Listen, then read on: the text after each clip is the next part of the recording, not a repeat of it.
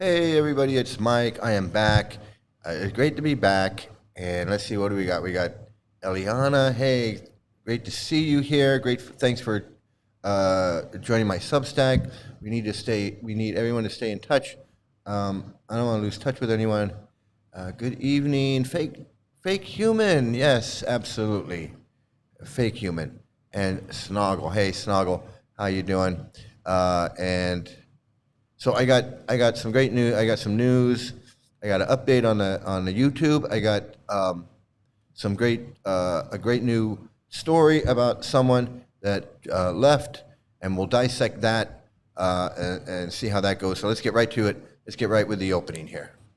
All right.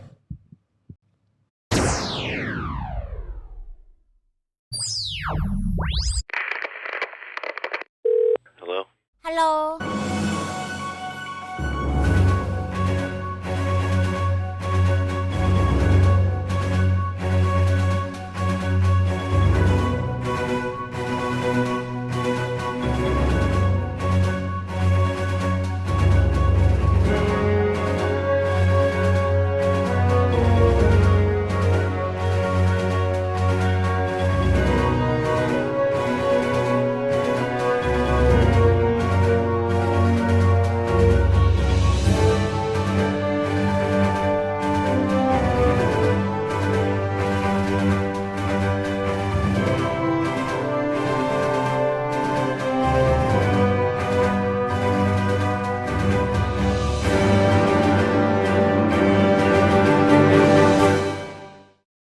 All right, I am back, and thanks for sticking that out. It's always exciting when I see that everybody's still here. Okay, so yeah, running after that kiwi and being chased by the cops, absolutely. And okay, so the first thing I wanted to give you an update on what's going on with YouTube, which is pretty interesting. So here's what I got. Here's what I got from YouTube. Which is actually good news, actually. So let me see. It says here, Dear, it's Mike Sandoval. Thank you for your counter notification. It has now been forwarded to the claimant that submitted the copyright removal request, and the associated penalties on your channel may be cleared. Now that the counter notification has been sent to the claimant, so it's like my second appeal, I guess, right? My second appeal. Now that the counter notification has been sent to the claimant, they have 10 U.S. business days from this date to respond. The claimant must respond with evidence that they've taken legal action against you to keep the content at issue from being, to keep the content at issue from being reinstated to YouTube. You can learn more about what legal action the claimant must take in our help center. After 10 U.S. business days, if we don't get a response from the claimant, your content will be reinstated. And then it goes on with some other stuff.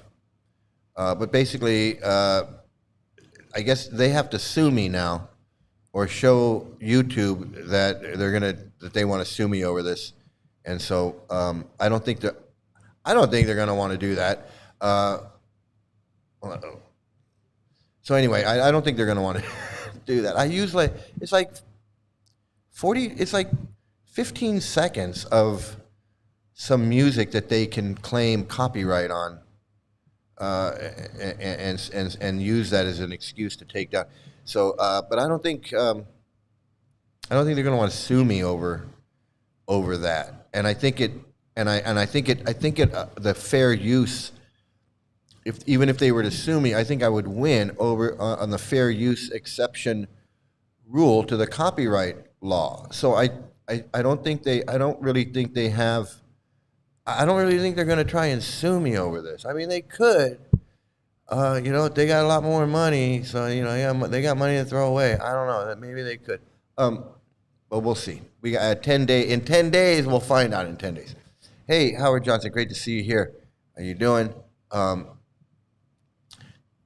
Who was caught? Okay, so yeah, it's this guy that's been harassing me. He's been harassing me, and now he's trying to take my videos down. We actually got one video taken down. Hey, how you doing? Good to see you, Srimad. They can't do anything. They gotta sue me, and I don't think it's worth it. Over 15 seconds of music or 20 seconds of music, and it falls under the fair excuse exemption. So I don't think they can.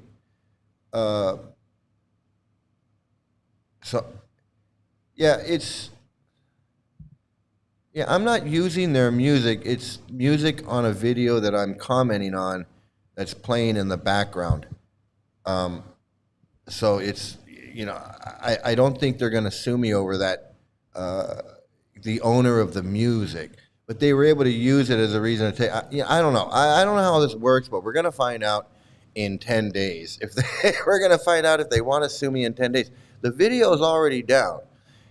The thing is, it's going to go, it's going to go back up if they don't take legal action against me. That's the thing. If they don't take legal action against me, the video is going to go back up. So we'll see what happens. We'll see if they want to pursue this in court. I just don't see where they're going to want to take me to court over this. It's over some music that's in the background of one of the Hare Krishna videos that I show and I talk about. There's some music playing in the background. And it's just a short clip that I showed. I just showed a short piece of this clip. And that music is in the background. And so they said, hey, you can't use that. And they said, but they said it doesn't affect your video. And I appealed it and said, it's fair use. And then they took it down. So it's like, I don't know, it seems weird, and so they took it down. So now I'm appealing it, and then we'll see what happens in 10 days. We'll see what happens. We'll see if they're gonna keep trying to pull this shit, because they gotta show that they're in order for YouTube to remove the video, they gotta show legal action, I guess. So we'll see.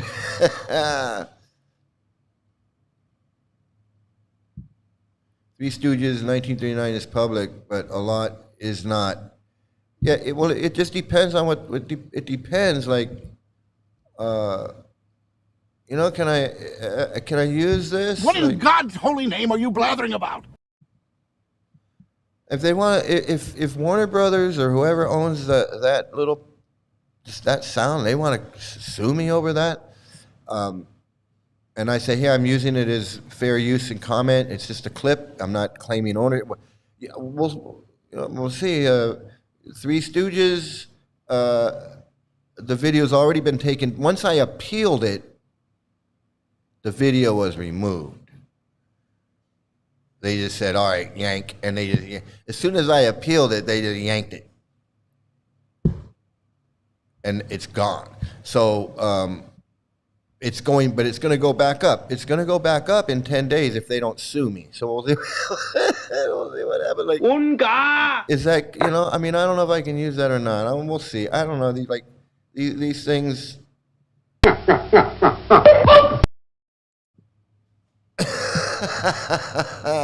Right. And who has standing to sue? Who has standing? Do you have the copy?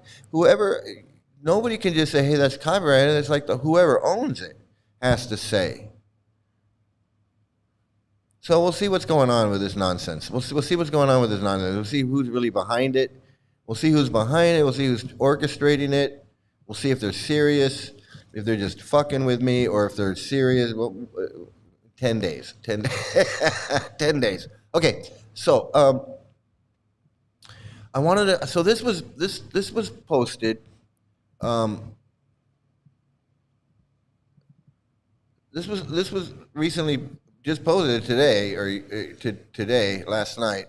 Well, for me, it's not. And let's see, where is it here? Okay. Oh, on my computer. Oh, there you go. So this was written. So we're going to dissect this. We'll dissect. We'll deconstruct this together. All of us.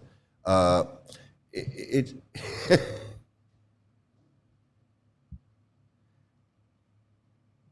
Yeah, I know. That's why I'm saying we'll see what happens on.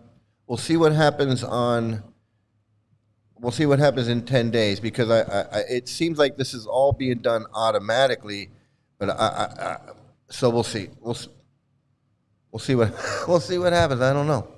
It's just I use a lot of these clips, and the only time there's been something is this guy.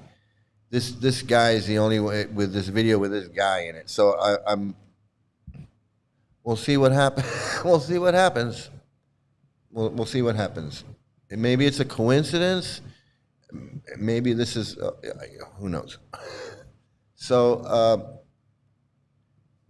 this guy. This is a letter written to Henry Doktorsky, and let me see if I can get over. There I am. So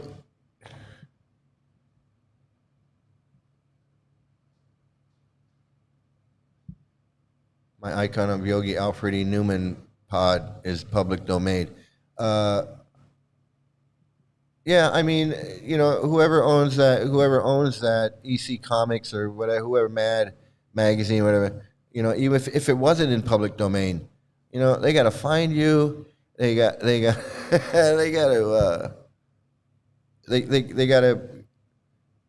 to find you, and then they got to proceedings, and it's just over something like that. But I mean, sometimes it happens. I mean, they could be really protective over their Alfred E. Newman. YouTube has a way of detecting copyrighted music once you upload a video. Yeah, I know, but it's not the first time. See, that's the thing is, right. And I've done a lot of these shorts where there's music in the background, and they've sent me things saying copyrighted music. It's no problem. They tell me it's no problem. It's no problem. I get it all the time, but all of a sudden, this one, I've never had a video taken down. This time, they just took the video down, so I don't know what's going on. And I'm appealing because I feel I'm in the right. So we'll see what we'll see what happens. This is the first time, and I've used a lot of clips with a lot of music, and never had it before. So it says here, this is a letter written to Henry Doktorsky, and so anyway, he says, I can't express how grateful I am to get away from ISKCON. So what I think happened is that I think he read Henry's book, and I think he read Henry's book, and he's writing to him. And he said, I lament wasting time, money, and possessions with that organization. My life would have been so much more productive. My attitude would have been so much better if I hadn't participated in ISKCON. I can relate to that. The shock of ISKCON has been beyond belief. Material and personal abuse, rape and plunder. The coldness of the organization has been traumatizing. It just being in it has been traumatizing for this guy. He wasn't raped or abused as a child. He is just being in it, dealing with it, the psychological warfare, the brainwashing, the indoctrination, all of this. The coldness of the organization has been traumatizing. He says ISKCON has serious problems. It's been wrapped in scandal, outrageous scandal. Okay, so now we can maybe get some information, figure this out. He says, I was in Dallas when the child abuse came to the forefront. The lawyer, Wendell Turley, made them pay millions upon millions for such egregious practice. There were devotees at the Dallas temple that had guns drawn, ready to kill the vile child abusers. I don't know whether I believe that, but okay. He says, but as in nearly each and every ISKCON case, various excuses by management and rationalizations calm devotees down. Defilement is always justified. He says, what did the ISKCON management do to the okay, so anyway, stop. I want to get back to this. So he says, I was in Dallas when the child abuse came to the forefront. So that means, that was like the mid 90s or the early 90s. When I joined in 92, it didn't take long for me to hear about all this abuse. That there was abuse, abuse, abuse, abuse. I heard a lot about abuse, and that was like 92, 93, 94. And a lot of people were saying, wow, and I heard people saying, wow, I didn't know there was so much abuse. So evidently, something had just happened prior to 92 that I wasn't aware of, and I still don't know exactly what it was. But evidently, something had happened. Either Bhavananda or I don't know. I wasn't there, so I can't tell you. But somehow the dam broke, and now all of a sudden devotees are realizing that there was this widespread abuse going on in the schools. And then by 2000 is when the lawsuit actually hit. So this guy was in Dallas because he doesn't give his name and he doesn't give dates and he doesn't give he withholds a lot of information. I understand that devotees are scared or they don't want to whatever. So he's in Dallas. I would say in sometime in the late 80s or 90s he joins or he gets there. Let's say okay. Let's just for argument's sake, I'm gonna say like 1990 because he doesn't seem that old. There is a picture of him here, but I don't know if I want to. I don't know. I mean, it's on the webpage. It's on Paranjan's page if you want to go see it. He doesn't look. He doesn't look that. What is he now? If that's him now today, and he's what 50, and it was 30 years ago, 30 years ago, 35 years ago. I don't know. So anyway, he does give some ages, but he doesn't really say when he joined or.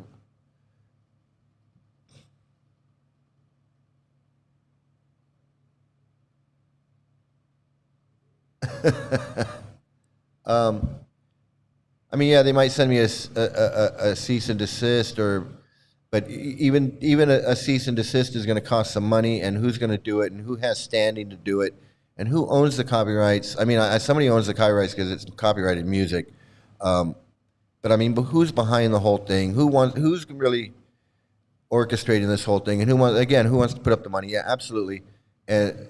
Yeah, well, see, that's the thing is they gave me the option, and I said, well, wait a minute, it's fair use exception, and they said, and they snatched the video. I don't know. So, but we'll see. I would have snipped the audio. I don't really care. Okay, so and then he says.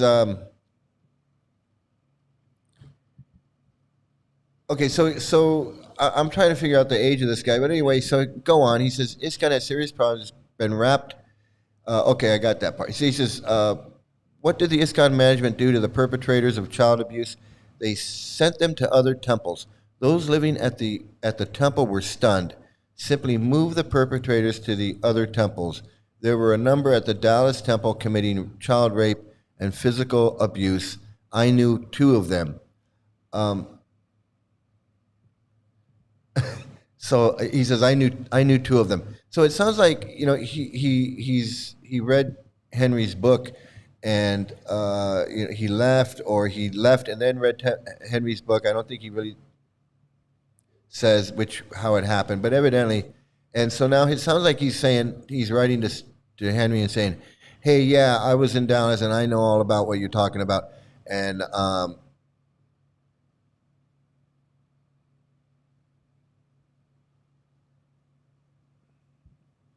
hey, that's great to hear. There's a Texas congresswoman who wants to remove. Yeah, that's great. I'm all for that, man. I that's something I would get behind. Hey, Jai Ganapati, great to see you here. What else did I miss? They can't get anything.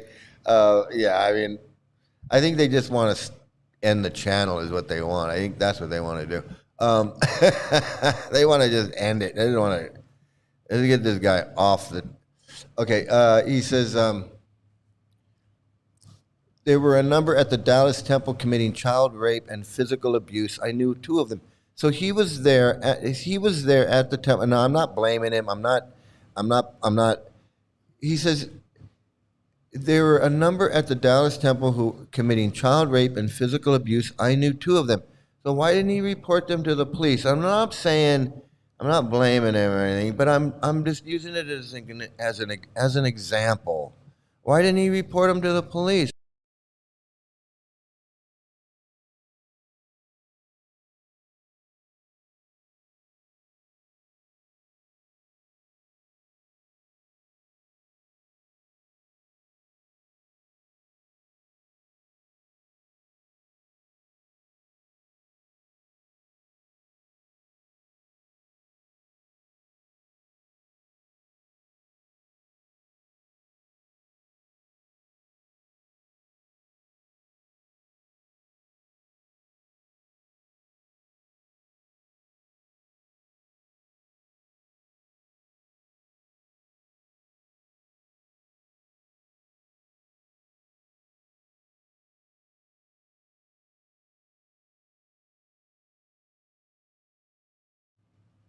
How is it now?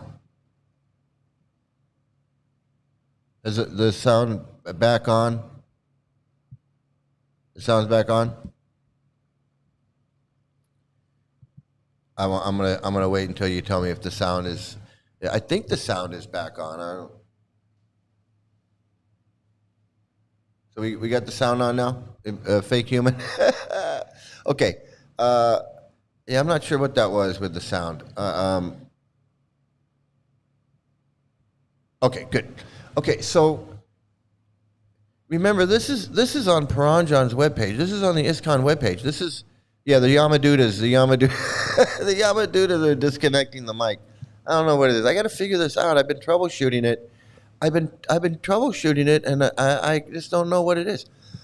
I can't figure it out. Okay, so this is on the Paranjan's webpage.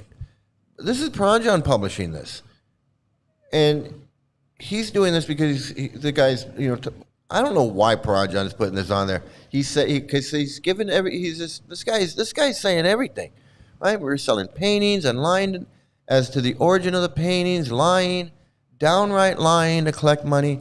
He says I simply couldn't do that, but ISKCON always had a way of justifying scandalous behavior. So he's like, I'm not that like me, He's like, I'm not that kind of person. None of us are that kind of person. But this is what we got to do. This is what they want us to do. This is what we're told to do. This is what it's for Krishna. It's Prabhupada's movement. It's Sankirtan. These people are demons. It's this. It's that. I mean, they have a way of justifying scandalous behavior. Absolutely, he's absolutely right. Then he says, X told me the Dallas temple currently offers no accountability for where donations go. None. So evidently, he's talking in the present tense, like he just left. Like I don't know if he just left, but it sounds like he just walked out the door. I don't know. And he's using this X, like he doesn't want to say who's telling him this. He's hiding people's identity because for whatever reason, I don't know. I mean, I do know. He's probably like, I don't want anything to happen, and I don't want this or that. That just shows you how friggin' what is this? The Sopranos? Is this mafia? Is this is this like Casino or something? Scarface? He's like, X told me. X, remember X? X told me the Dallas Temple currently offers no accountability for where donations go. None. They don't offer any accountability to the layman. One of the recent presidents was swept aside for his corruption. I don't know what that means. Oops. Oh, man. I don't know what happened. Let me get back. Where did Paranjan's page go? He does not want to be Salochan number 2. Right. Absolutely. He doesn't want to be Salochan number 2. Nobody wants to be Salochan number 2.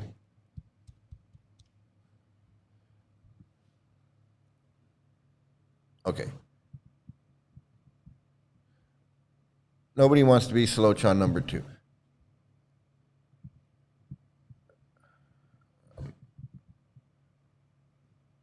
So many things on my screen to work with here. I apologize. Okay.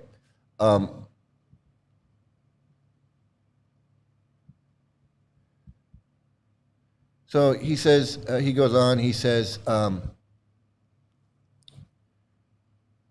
do I know this? X told me so. Previously, all donations were recorded and the temple held accountable for the manner by which it used the money. That no longer takes place. X emphasized that his son-in-law, there must be accountability for the money. His son-in-law has taken no action. So then we can figure out who X is because he's got a son-in-law who became the temple president, I guess, in Dallas. It sounds Dallas. So he's not really hiding much identity. If he's telling him he's got a son-in-law, he's the president. It's crazy. And why do you have to hide Why do you have to hide? And I understand he doesn't want to be Slochan number 2. So this is a rhetorical question. He's going to hide the identity of these spiritual people in this spiritual movement, this 5,000-year-old tradition that's coming straight in this scam pradaya that's coming from God, from Krishna directly down through Lord Chaitanya, the most magnanimous incarnation, all of this bullshit. And yet this guy is, if he leaves the cult, he's afraid of revealing these people's identity. Like they're Al Capone or something. So he goes on, he says, so then he says, you figure out who this guy is. He doesn't say his name. He says, I mentioned to you previously that I took care of Krama prior to his being a sannyasi. This took place in Philadelphia. So this guy was in Philadelphia too. And I'm not trying to track him down or figure out who he is. I'm just saying, so we know who this story is because he's not revealing this information. So he was in Philadelphia too. He became a sannyasi. He became entirely disillusioned with ISKCON. I spoke with him on the phone 5 years after he left. He told me that once he got a bird's eye view of ISKCON, he had to leave. This whole article is saying nothing but bad stuff about ISKCON. I could have wrote this. He says,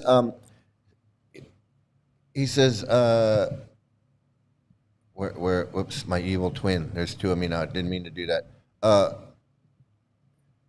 Stephen Gelberg told me that Krama Swami, Charles Pfeiffer, spoke horribly of ISKCON after leaving. You mentioned in your recent abridged edition of 11 Naked Emperors that most of the Prabhupada devotees left. I believe you said 90%. This was shocking and disgusting. So I don't know who this guy's guru is. Evidently he had a guru. He's in since I'm going to say he was in since the late 80s or late 80s or 90s, and he just left. He left recently. So 20 years, 30 years, 20 to 30 years. This guy was in, and the reason I say that he must have just left because he says this was shocking and disgusting. When I went to the Dallas temple in April of this year for a Sunday feast, there was a large poster placed to the side of the altar. It was to the left-hand side of the deities. It stated Maha Bhagavats. I believe that's the term. Okay, so he went to he must have just left this year or last year. Or I don't know, maybe this is April of this year. So maybe this was written just in 2025 and it's just being published now. It's February, January 31st. So it's just now making the rounds. When I went to the Dallas table, okay, so he says, it stated Maha Bhagavats. I believe that's the term. On the large poster were pictures of 2 Dallas devotees, one being Yudhisthira, who is disliked and one-time temple president of Dallas. The second picture of Radhanath, not the famous Radhanath Swami, Richard Dickey Slavin, who had also, not for an extended period, been temple president. X told me that Radhanath didn't even chant rounds.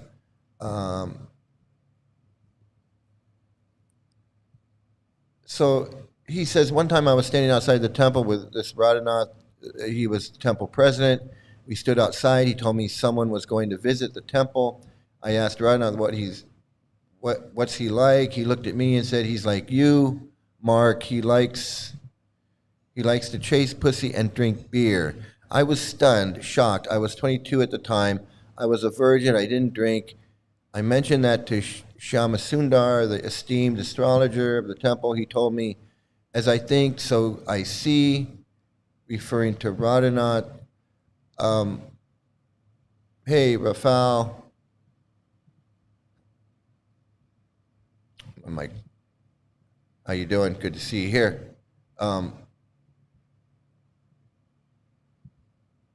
then he says another thing about when he was 22. He was 22 at that time, so that was probably like early in the late 80s or early 90s maybe.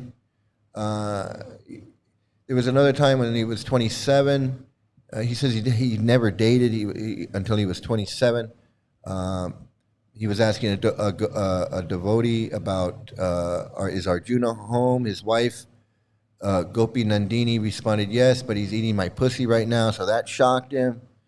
Because here he is, he's thinking he's in a spiritual organization. He's thinking he's in with holy people and holy men, and come to see when you get comfortable with these people, they're not holy at all. They're talking about pussy and drinking beer and chasing pussy and eating pussy and drinking beer. These guys are nowhere near the holy men that they want you to think they are. He says, just like Radhakun, he's like, hey man, I got to take you to the ping pong show in Bangkok. And it's like, I had no interest in doing that. I wasn't expecting anything like that. Not from him, but that taught me a lesson. So he says, please offer any feedback. He wants some feedback from Henry. So he's not, even though this guy knows all this stuff that's going on with the child rape, and he was there, and the abuse, and all of this, he knows all of this stuff. He's not detached. He hasn't severed it. He hasn't done this with the good rice. He has not severed. He can't cut it off. He's saying, please offer any feedback. My girlfriend Maria is a devout Catholic and has asked me to throw in the trash whatever remnants of ISKCON I have. I'm an open-minded person, and I have visited and participated in a number of religions. I have no problem with Krishna, but I do have a great distaste for ISKCON. And I'm going to get to Paranjan's response in a minute, but I just wanted to say, not again. Oh, no. Okay, am I back yet?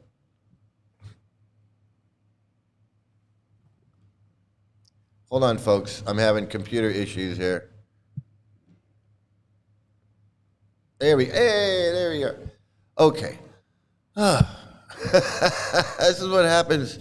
This is what happens when you're broadcasting, when you're streaming from the jungle. When you're streaming from the jungle, these things happen, man. So, okay. So I forgot what I was saying because I almost lost you guys. So he says, I have no problem with Krishna, but I have a great distaste for ISKCON. So there you go. So there's this guy.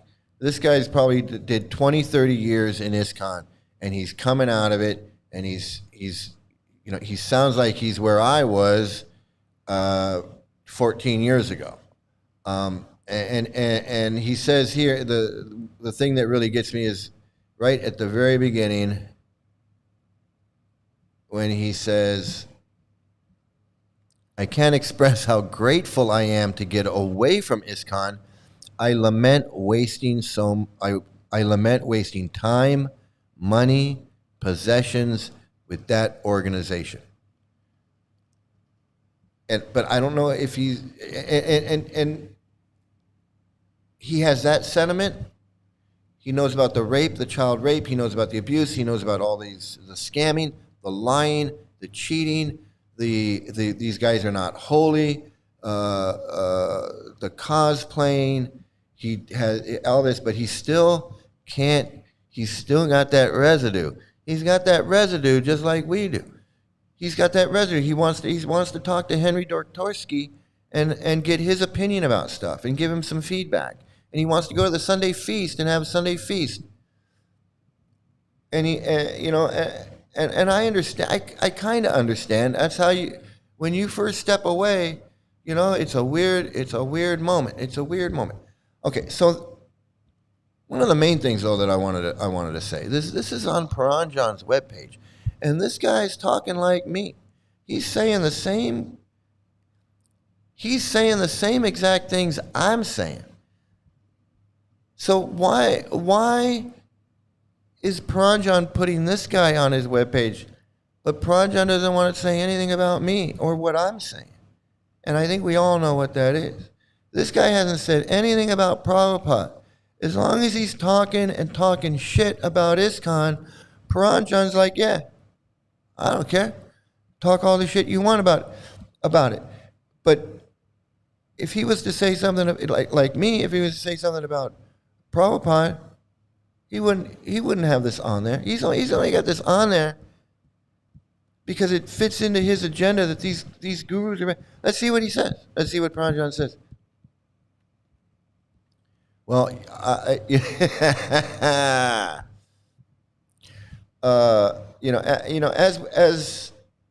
as we should know, Paranjan just makes it about himself. But anyway, Paranjan says, I recall being very strident and stern at one time around 1979 with my friend, perhaps my best friend, Salochan, which was not my normal relationship with him. Mostly it was very casual, light, and friendly. I was telling him, actually ordering him, do not go to New Vrindavan. I warned, you are going to be in a very remote rural area and thus very dependent on being on good terms with the community there. And the community there is a bunch of lunatic fanatics who think Kirtananda is another Jesus who can absorb sins. So his response to this guy's letter about leaving ISKCON and everything that he's done, everything he's seen, everything that's happened to him, he wrote this whole exit letter, whatever, and and then Paranjan posts it on his webpage,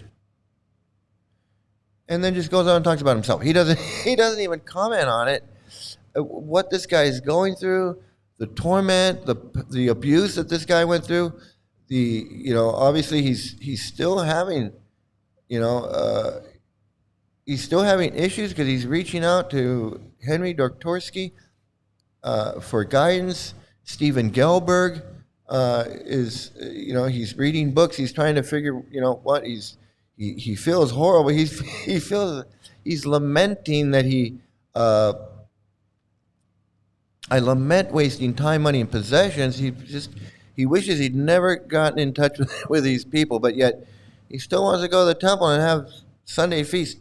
And that's, that's part of the brainwashing. That's part of the indoctrination. That's part of this cult. That's part of this residual whatever. It's just a symptom of this brainwashing, this Stockholm syndrome, whatever you want to call it.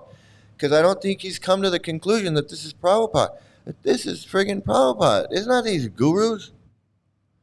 And he says he doesn't want to have anything to do with ISKCON, but this guy never mentions Prabhupada in this letter, in this article, or whatever you want to call it. He's talking about ISKCON. He's talking about the shock of ISKCON, the personal abuse, the rape, the plunder, the coldness. ISKCON has serious problems, scandal, outrageous scandal, child abuse. He's got guns and ready to kill and child abusers and justifying the rationalizations and justifying this abuse and moving perpetrators to different temples and knowing that there was rape and physical abuse going on, right? He knew these people, and raising money and lying and slandering and selling paintings and lying about that and lying about everything and collecting money and lying about collecting money and all of these things, and no one knows where the money goes, and it's just like it's just I forget what you call that, embezzlement. And how does he know? Because they've admitted, they admit it to him, and he's still afraid to mention names. He's calling people X and all of this stuff, and yet he never once does he mention Prabhupada in here. And he never once mentions Prabhupada in here. And if he read Henry Doktorsky's book, I would guess that that's probably why. If he's if he believes a lot of this stuff, the only time he mentions Prabhupada is he says, "Oh, you told me that most of Prabhupada's that most of the Prabhupada devotees left." I believe he said 90%. He says that's hard to believe, whatever. And then he goes on and on. He goes on and talks about Tamal Krishna. He talks about Shyama Sundar, Radhanath, Gopi Nandini. He talks about all these people. That's the only time he mentions Prabhupada.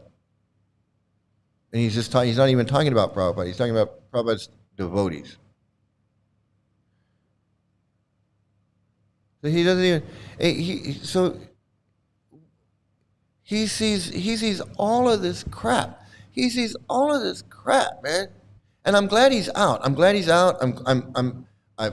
wish him the best. I hope he gets his life together. I hope he gets his head together. I wish him the best, and he should come in here. He could come in here, and he could come in here. We could talk. If we could come in here and talk, I'll set him straight. I'll say, why don't you haven't figured it out? It's Prabhupada yet? He's probably still got some friends in there, and he's probably still got some friends in there. ISKCON equals Prabhupada. This is what they all need to get through their heads. They don't, right, exactly. They don't get it. They just don't get that one little but important piece of the puzzle that will set themselves free. They just don't got it. They just don't got it. Hey, Dagmar, I hope you had a nice weekend. Yeah, my weekend is just about over. Yeah, I'm sorry I just came. Who are we speaking about? We're speaking about this guy that just left. Evidently, he just left. He posted a letter about him leaving, but and it's pretty typical. It's pretty typical of people that leave. This is how a lot of people felt. I mean, I was getting death threats when I left. I was getting death threats. I was getting harassing emails. It wasn't a pleasant situation at all, not one bit. So I understand. I completely understand. But what I want to do is I just want to show the world, and I want to show other devotees out there, and I wanted to share it with you guys in case you hadn't seen it. But I wanted to show you that this is what this cult is. He explains it all. He explains it all. He says, I lament wasting time, money, and possessions, and then he goes on and he explains everything about it. He explains everything about it: the lying, the cheating, the scamming, the everything. Everything. I figure he's just now coming to he's just now coming to his senses, Excuse me. None of the swamis, what are you saying? None of the swamis I ever came across was donation transparent. Fact, above the law. Sky is the limit. Fake it till you're Vedic. Yeah, fake it till you're a millionaire. Yeah, And it was funny because, I was working with Yashoda Nana. So whenever I would mention to somebody or meet somebody, and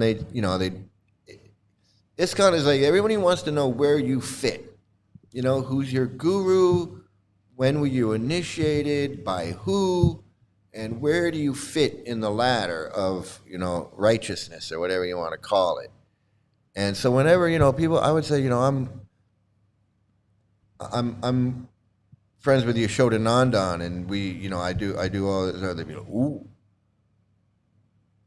Ooh, you Yashodanandan. And then I would hear these stories. People would say, oh, yeah, I remember Yashodanandan. He was with Guru Kripa. And then they start telling me these things about what they used to hear at the time. And it wasn't good stuff. It wasn't good stuff. And they would try to clean it up for me. They'd say, oh, yeah, they used to raise a lot of money. They would raise a lot of money. And I would hear all this kind of like roundabout way that these guys were raising money, and eventually a couple of guys just spilled the beans and like, yeah, they used to strong arm guys, and they would just like steal and all kinds of stuff. I don't I can't remember exactly the words that they put, but basically strong arm these business owners into donating money. Strong arm, like intimidation, like an intimidation racket, kind of mental retards arrest, mental inquiry. So I don't know if anybody else has heard that, but I heard that from a lot of people. An anonymous blooper. Yeah, hey, that's funny. An anonymous blooper. He don't want to give his name. Oh, okay. Yeah. So that's the other thing I've been watching YouTube on sexual abuse in the Zen Tibetan communities, just as sick as ISKCON. Okay, so that's a good point because I wanted to bring that up. Because I read something yesterday or today, and I of course I can't find it. But I found the next best thing, and it's not the same article that I read, but it's close enough. It's the same story, but it's just written by someone else. So the language is a little different. But it says here, okay? It says, because you're right. It happened. Other religions and other things have similar stuff. So it says here, in January 28th, and I'm not going to name names because can't do that here. Can't do that here.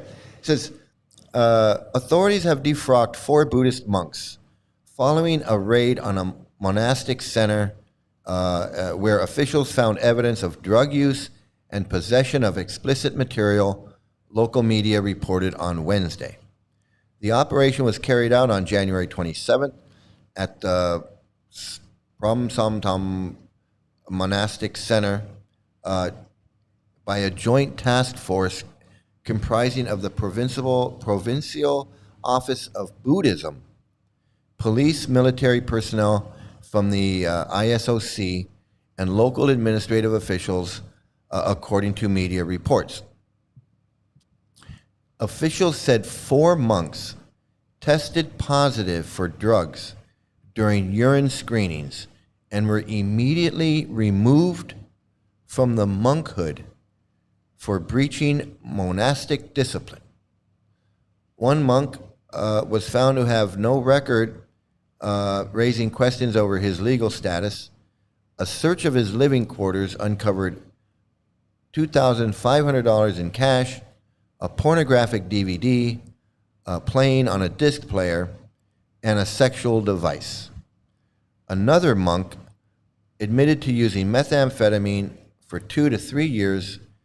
He reportedly claimed the drug helped with symptoms linked to diabetes. Authorities said 3 of the defrocked monks would be referred for drug rehabilitation. Officials said the incident had undermined public confidence in religious institutions and prompted closer security of oversight and registration procedures at centers. So the reason I bring that up is, and the other article that I read was it said they were defrocked, but what defrocking means is they're removed from them, because it actually said what they did. That's why I was trying to find the other one, because it said they were defrocked, which means they were removed from the monkhood, banned from ever being a monk in the country again. You're done. You're done being a monk. They catch you in the temple with drugs and sexual devices and pornographic material. You're done. You're done. They just said we need to restore public trust in these places. And so we're gonna tighten the security, but you can't really tighten security. But what you do is when you find out that this stuff's going on, you kick them out. They kicked them out. You want to go do that? Well, go do that somewhere else. Wait, ISKCON can't do that. These guys just got caught with these guys got caught with some drugs and some sexual devices and some pornography. And these guys are done. It's done. You're done. You're done. You are done.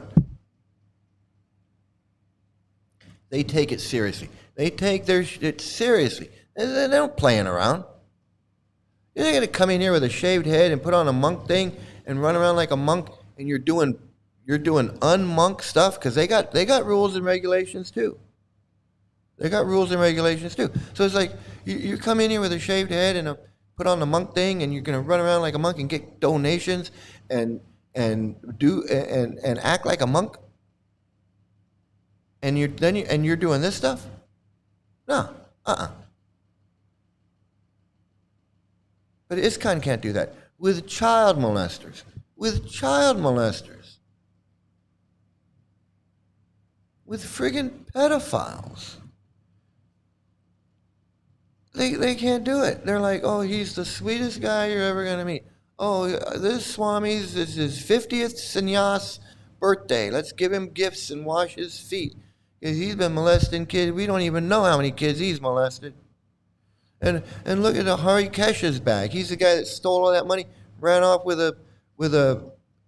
I mean, the list goes on. You think that in a real country, in a real religion, or in a real religion where a country takes it seriously, that they would let a monk or a sannyasi or whatever you want to call it just run off with some, break their vows, steal some money, run off, go hang out for 15 years somewhere, and come back. Oh yeah, come on back. Come on back, and here's a microphone, and tell us some stories about the old times. They don't do that. That's why I'm saying it's a bunch of bullshit. You got to be out of your mind.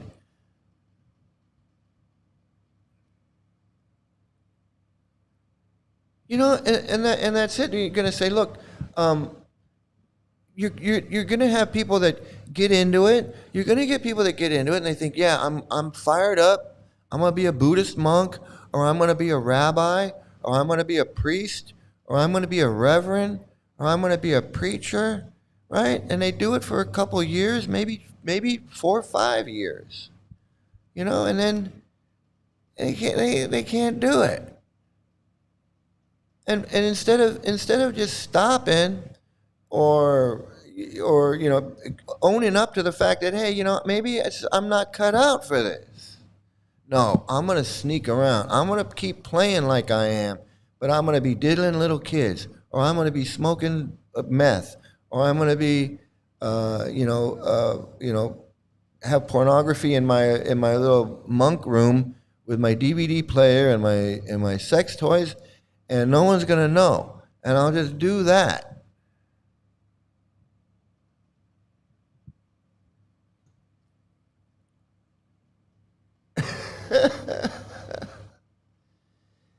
And people, they take it seriously. Like that's what I was saying the other night. I was saying, look, if these guys get caught doing this stuff, you don't forgive them and just let them go. You say, look, I forget. I'm a holy man. So I gotta forgive the guy, but I don't have to go hang out with him, and he's not welcome at my temple. He's not welcome to come give lectures. Why is this lady inviting this molester guru that they told her he shouldn't be giving lectures in the temple? And she's like, well, I'm going to have many. Well, what the fuck? I just don't get it. Seriously, that shit boggles my fucking mind.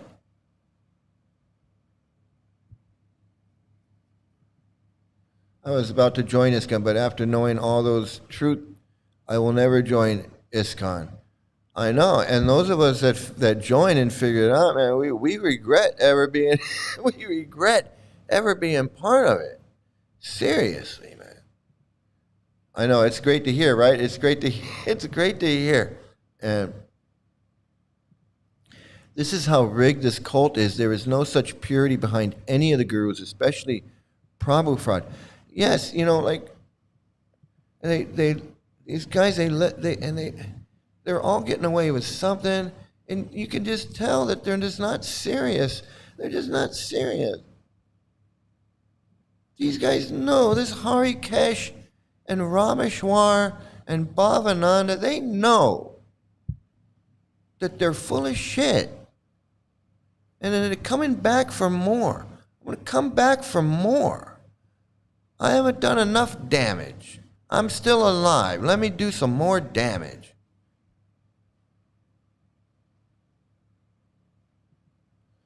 Consider yourself very lucky. Here you'll learn what sort of sociopathic cult it is. Just watch yesterday's live stream, man. The first 40 minutes, it tells you everything you need to know. Everything you need to know. If you haven't, if you don't already know it, man. Great. Man, I got my kiwi. I got my digital kiwi.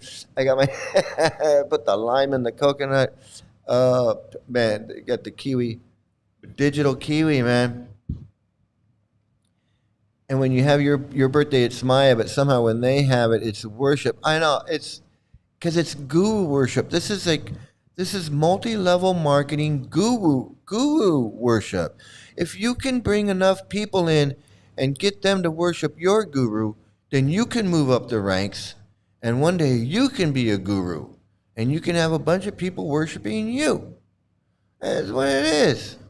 When you really break it down, that's all it really is, because nobody's really happy except those guys up there getting all those birthday presents and cashmere sweaters and getting their feet washed and traveling, doing Guru Palooza and swimming in the river and all that stuff.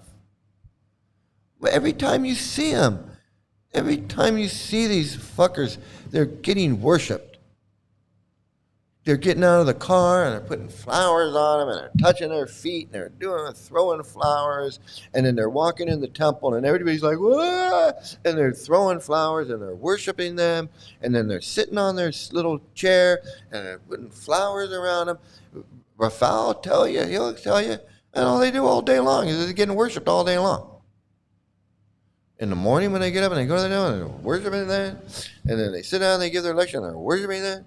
And then they get out and they go get their lunch and they worship them there. And he spends his day. It goes to their fucking head. Goes to their fucking head.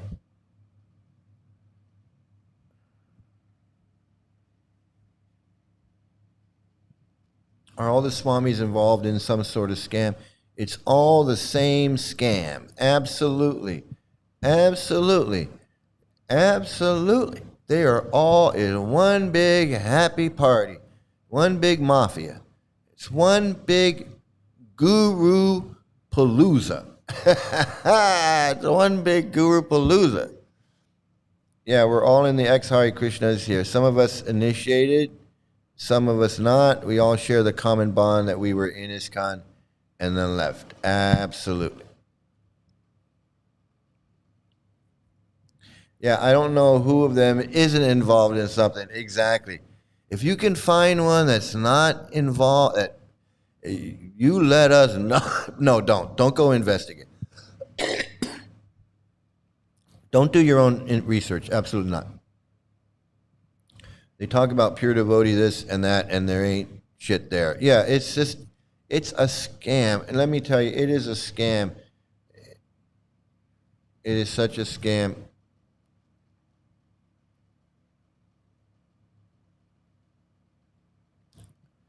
Yeah, okay, yeah, that is the irony. They live out of the money from people that are working, taking it without any problem, and then at the same time they're criticizing the very same people that are earning that money that they are stealing or scamming. They're like, these people are so stupid. They're going, and Prabhupada says that. He says the mouse. I don't know if you ever heard this lecture, but there's a video, there's a morning walk where Prabhupada says, you know, the mouse digs the hole or the frog digs the hole, and he does all this work to make his little house, and then the snake comes and goes in the hole and then eats the mouse, and then lives in the hole. And he says, now, isn't that intelligence? That's intelligence, you know. Let the mouse do all the work, and then the snake comes and eats the mouse and lives in the hole. And that's why we call it a snake. That's why we call it a snake, because it's a snake. It does shit like that. You don't see it. It hides. It bites your ankle. You don't know. It drops out of a tree onto you. You don't know it's there. It sneaks. It sneaks up and it bites and all that. And it goes into the hole and it eats the mouse and sits there and waits. And when the next mouse comes, it eats that. It's a snake. So he's comparing himself to a snake. He's saying, yes, we're intelligent. The snake is intelligent. He lets the mouse do all the work, and then he comes along and he takes advantage. He eats the mouse and he takes advantage of all of the work that the mouse did. So he's like, we're like snakes. All these people, these karmis, are doing all this work, and then we come along and we get all the enjoyment from that work, and we don't have to do anything. We're like that snake. We're just like that snake.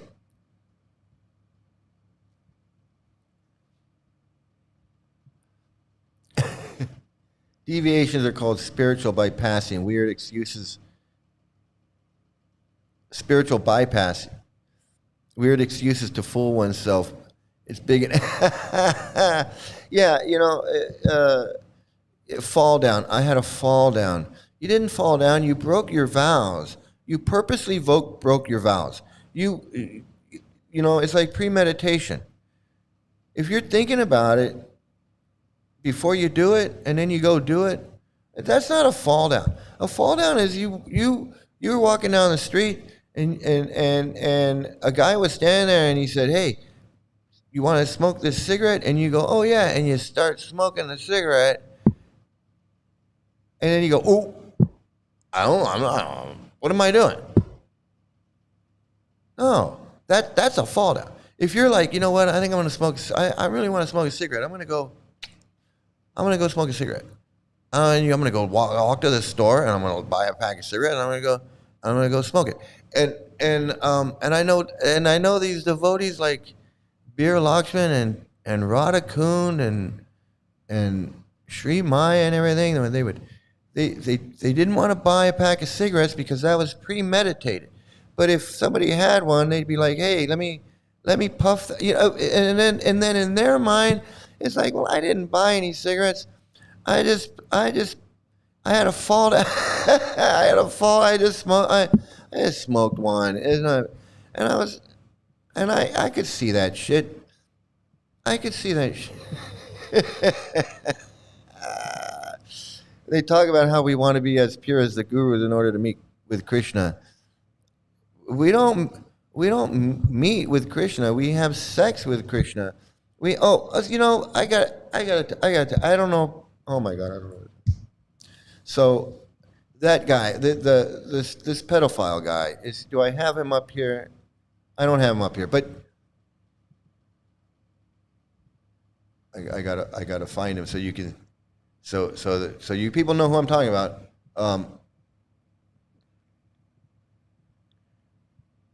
I want to.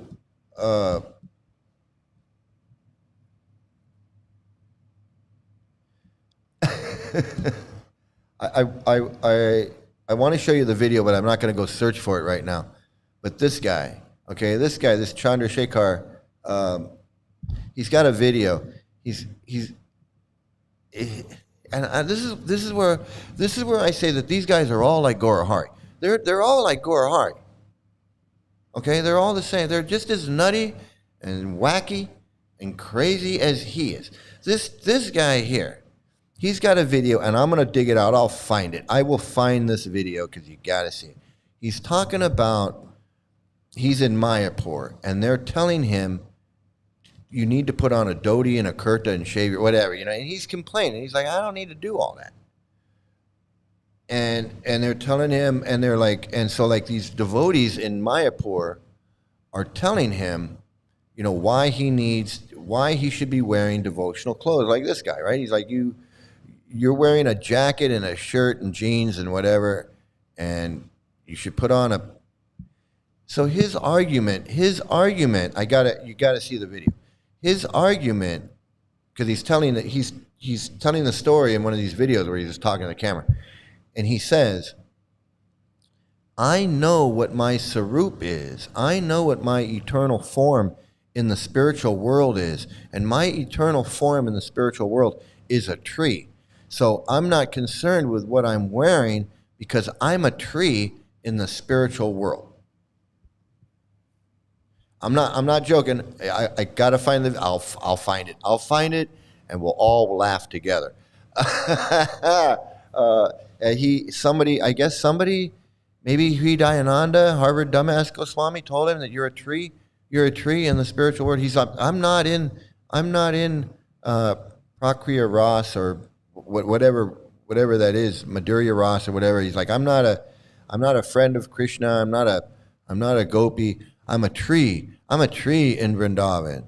So what I wear is not insanity. Okay. I feel so sad, like Srila Prabhupada came with a purpose of spreading Krishna prema, but these corrupt people, out of their greed, lust, ruin everything. Well, no, Prabhupada is an insane pedophile cult leader who taught this indoctrination and the all these mind control and this cult manipulation. That's what he did. Prabhupada was no pure anything, teaching any pure anything. You want to give Prabhupada the benefit of the doubt and say, he was trying to preach the love of God. No, that is way off. That is way off. So I don't feel sad for Prabhupada. I don't feel sad about him for anything.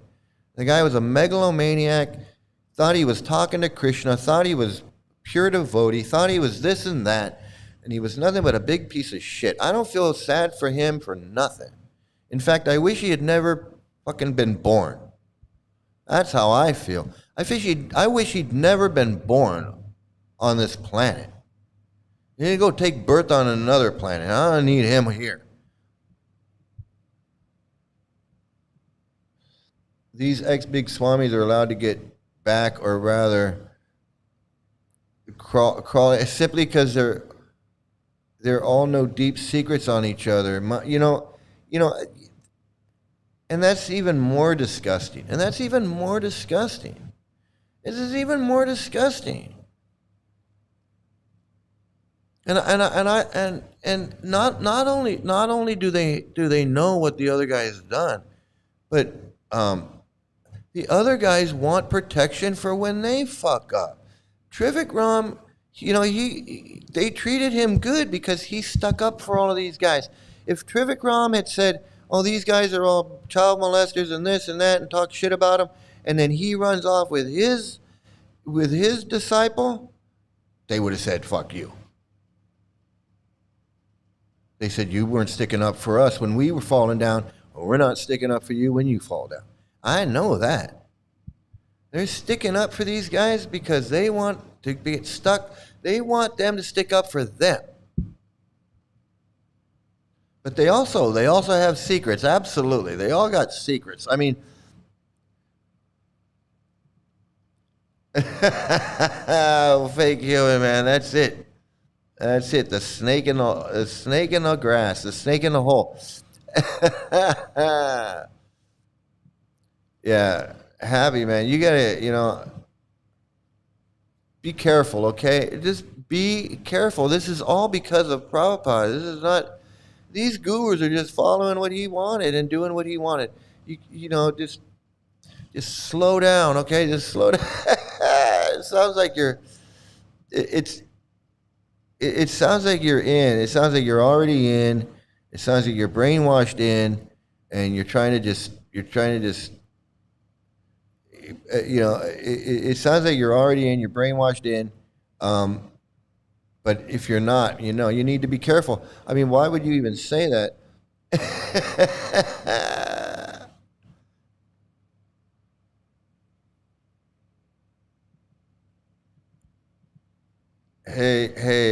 Hey, Greg, how you doing, man? I see you're a fighting. I see you are a fighting monster. Oh man, one more time. Yeah, all the time, man. Prabhupada was the grand master at scamming and creating everything. Prabhupada is the orchestrator of this whole symphony of destruction. He's the composer of this whole thing. He wrote the books.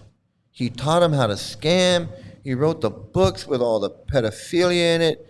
He's teaching them how to be child molesters. He's teaching them child marriage, to marry 12-year-old girls to 19-year-old men.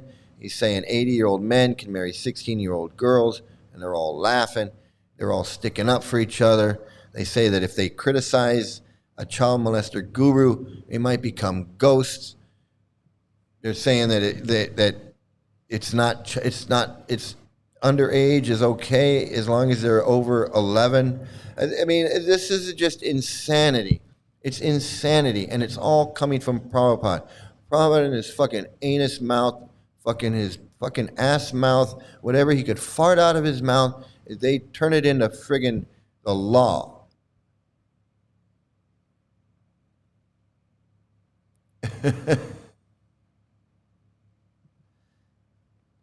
Please tell about the dark secrets. I know nothing. I was about to be trapped in this trap. Yeah, it sounds like you got trapped in it. You're trying to get out. You need to just break away from these people. You need to watch the video that I did yesterday because it's got everything in it. You just gotta watch it, and just watch this one. I mean, just keep watching this. Yeah, I mean, we saw some crazy ones yesterday. I'm going to show you another one.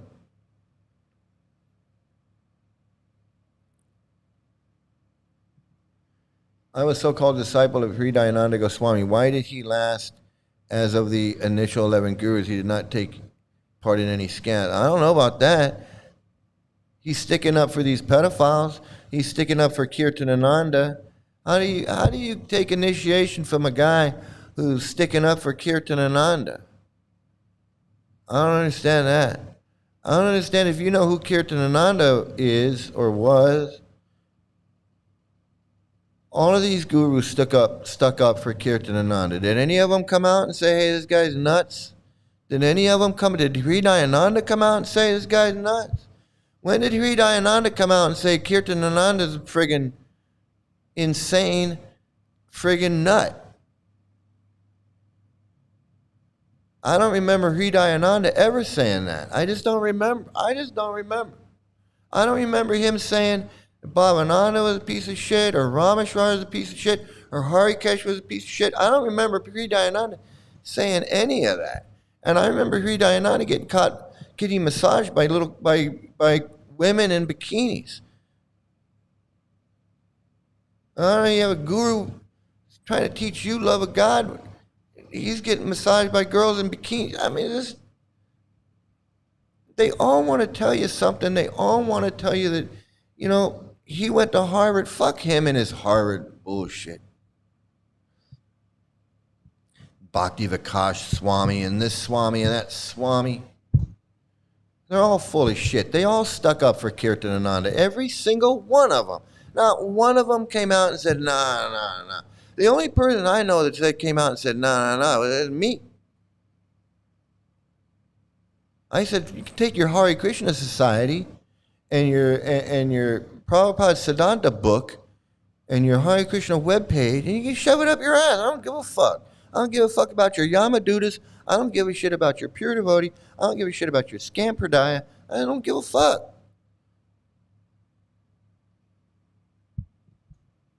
I haven't heard of one guru that said, you know what, you guys are fucking around with these pedophiles. I'm not wanting anything to do with it. I mean, if anybody knows of one guru in ISKCON that has come out publicly and said, hey, I'm not down with all this pedophile and child marriage and all these gurus, let me know who he is. Because the only thing I hear from this cult is people like this guy running around looking for a 15-year-old wife,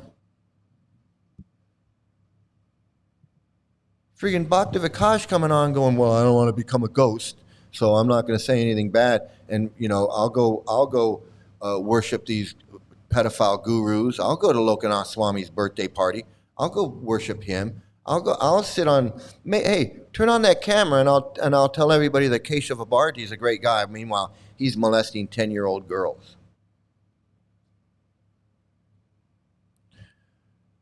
And these devotees are sitting there waiting for Rameshwar to come back when he ran off with a 13-year-old.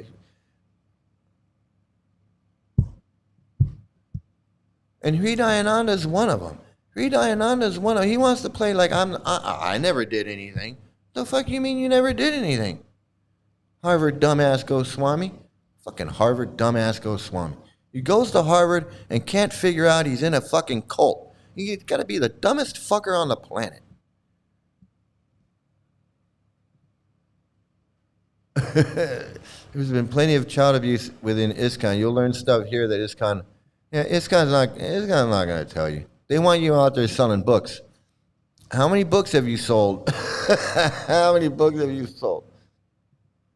Every guru in this cult is part of the scam. They're all part of the scam. And they're all going along with it because once they don't go along with it, it's over for them. They're not part of the scam anymore.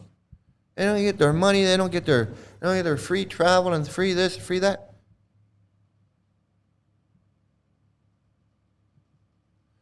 Of course he did. That's why he had enough to begin his own branch called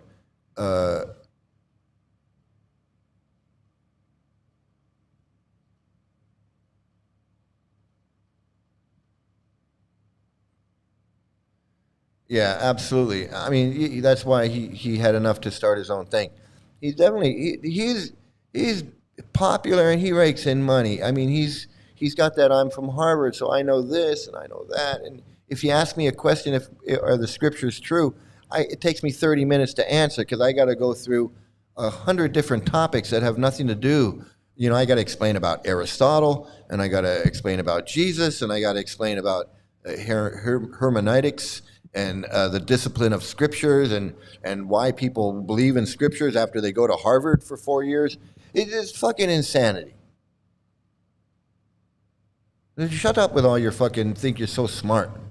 You can't even answer a fucking question about whether the goddamn scriptures are real or not. Because he knows they're not real. He knows they're not real. You can't go to Harvard and come out thinking that friggin' the Hare Krishna cult is 5,000 fucking years old. You just can't. There's no way. Harvard would go, no, we didn't. No, we don't have anything to do. Believe us. We're Harvard. We know he's an idiot. Okay, we.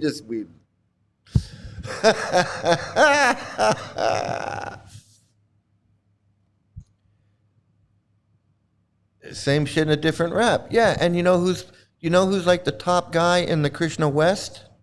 You know who's the top guy in Krishna West? Do you know who's the top guy in the Krishna West? This fuck. This pedophile. This guy cannot say that pedophilia is wrong. He can't say that child marriage is wrong. He can't do it. And he's the top guy in Hridayananda's little cult. He's the top guy in Hridayananda's cult. can't say pedophilia is wrong. He's looking for a 15-year-old wife in New Zealand. A 15-year-old wife in New Zealand. He's looking for a 15-year-old wife.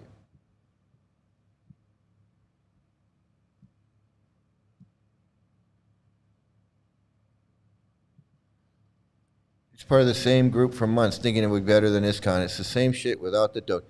It's the same. It is. It's the same shit without the dope. It's like cosplaying without the costume. It's like just. I'm gonna go to the Comic-Con and I'm gonna be Superman, but I'm not gonna dress up. I'm just gonna be. And if anybody asks me what I am, I'm gonna say, I'm Superman. And they're gonna, well, why didn't you dress up like Superman? You go, that dressing up is for, you don't need to do that. I'm Superman. I mean, I think it, and then I'm Superman. And they go, that's not how Comic-Con works, that's not. And he's like, well, that's how it works for me, because I'm Comic-Con West. And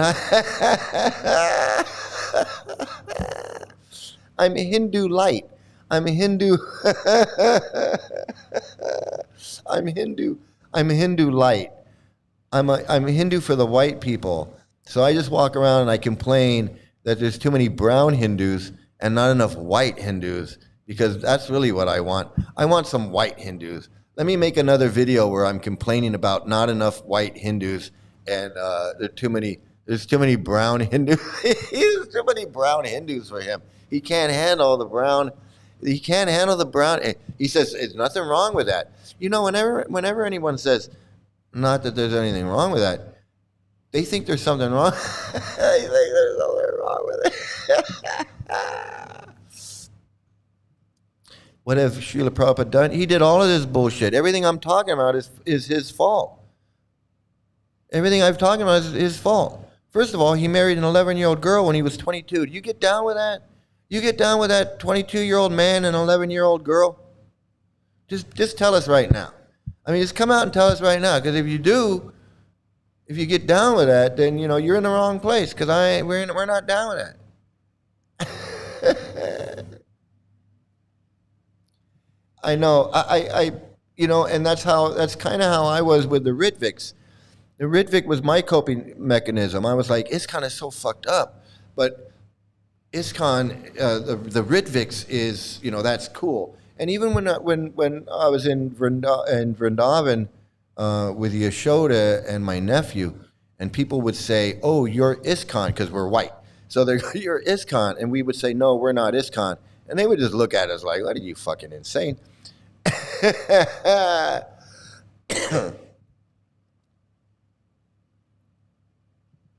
You were invited to their place and rejected it.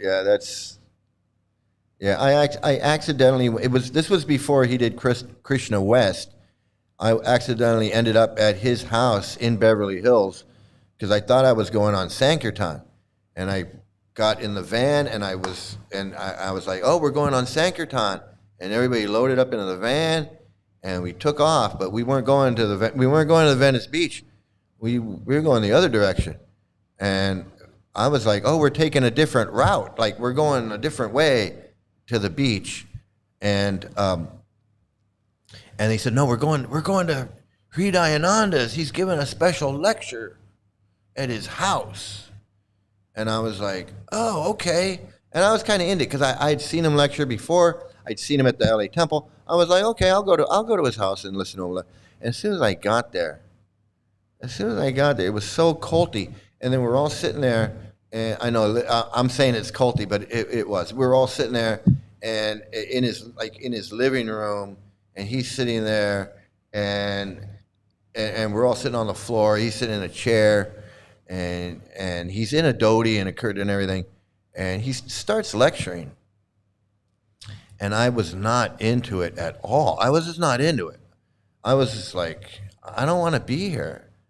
I was like, I don't want to be here. And I didn't want to get up. I didn't want to just get up and leave in the middle of his lecture because I didn't want to be rude and disrespectful. But I did. I did want to get up and just leave and be disrespectful, but I didn't.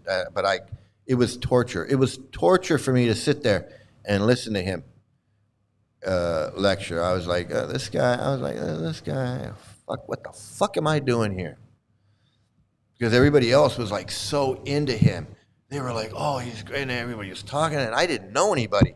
I didn't know anybody, because they were all his disciples and followers, and so I was so out of place, and oh man, it was a nightmare. It was a nightmare.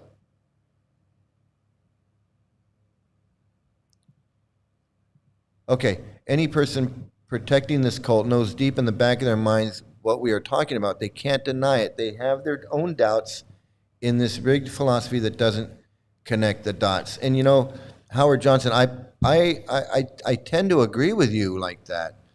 I agree with you. All right, look, you've asked me like 3 times now, and I've told you. He married an 11-year-old girl when he was 22 years old, and he preaches that to his disciples. He wants 12-year-old girls married to grown men. Are you down with that? Are you down with child marriage? I'm not gonna ask you again, because you're here to disrupt. You're here to preach. You're here to disrupt this whole thing, and you're acting like you're not a devotee. You're acting like, oh, I don't know what. Please tell me. I don't know, and I don't play that shit. Because I've told you like 4 times already. And now you're going to learn. Now you're going to learn that Mike gets pissed off. Mike rants, and Mike gets pissed off. That's what Mike does here. So you keep it up, and I'm really going to get pissed off.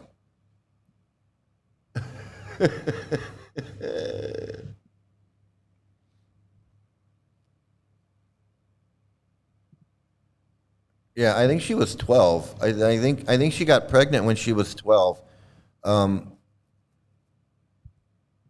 think she was 12.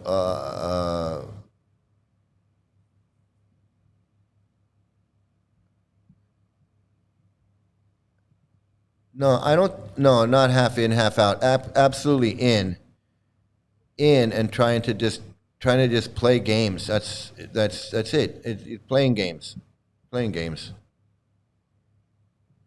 Yeah, I'm glad you don't. I'm glad you don't. I really, seriously, I'm glad you don't follow any of this. This is all bullshit. Just like the guy in the letter at the beginning, is like he laments the time he wasted, the money he wasted, everything. And his girlfriend's like, just get rid of all that shit. Just get rid of that shit.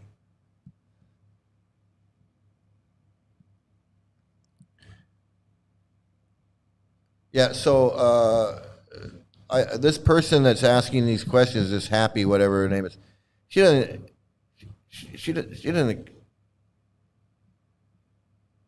care. She doesn't care.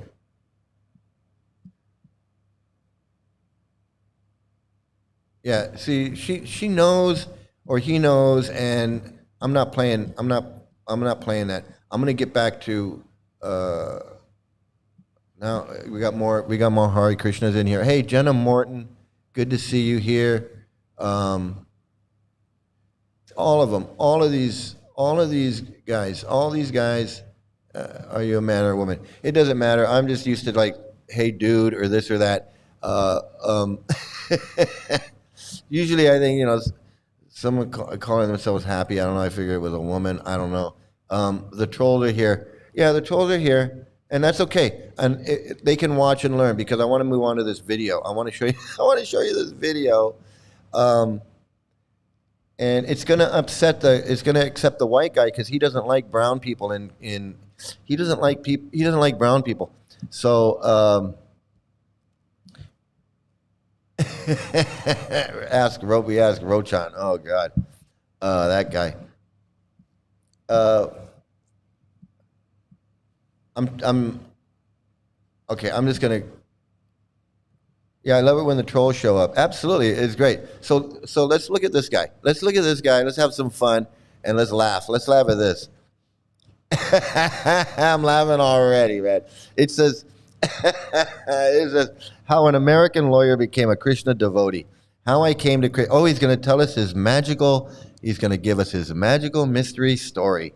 Oh my goodness. Hare Krishna. My name is Navani Hodadas. I am a disciple of His Holiness Bhaktivikasa Swami Maharaj.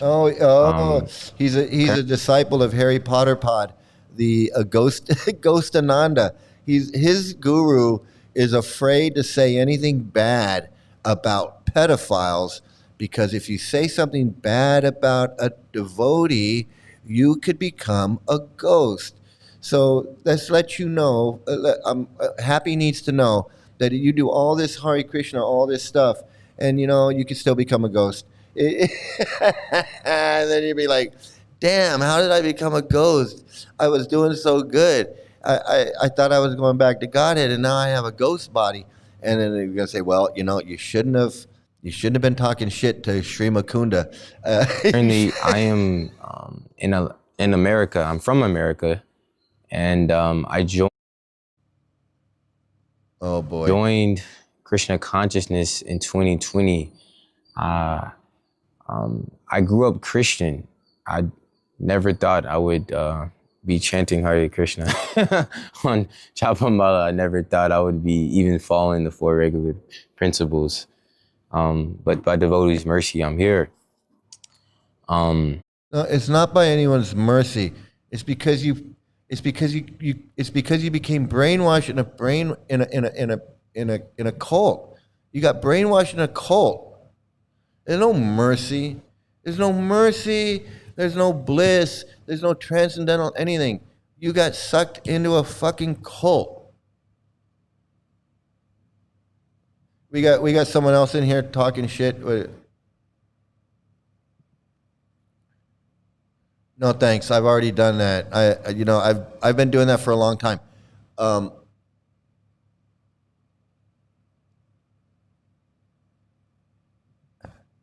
Yeah, in your dreams, in your dreams. Okay. Yeah, so I grew up Christian. My family, they weren't so serious. They would go to church, for like holidays and, Easter, stuff like that. But I didn't take spirituality seriously until I was in college. One time, when I was in college, I was suffering like anything.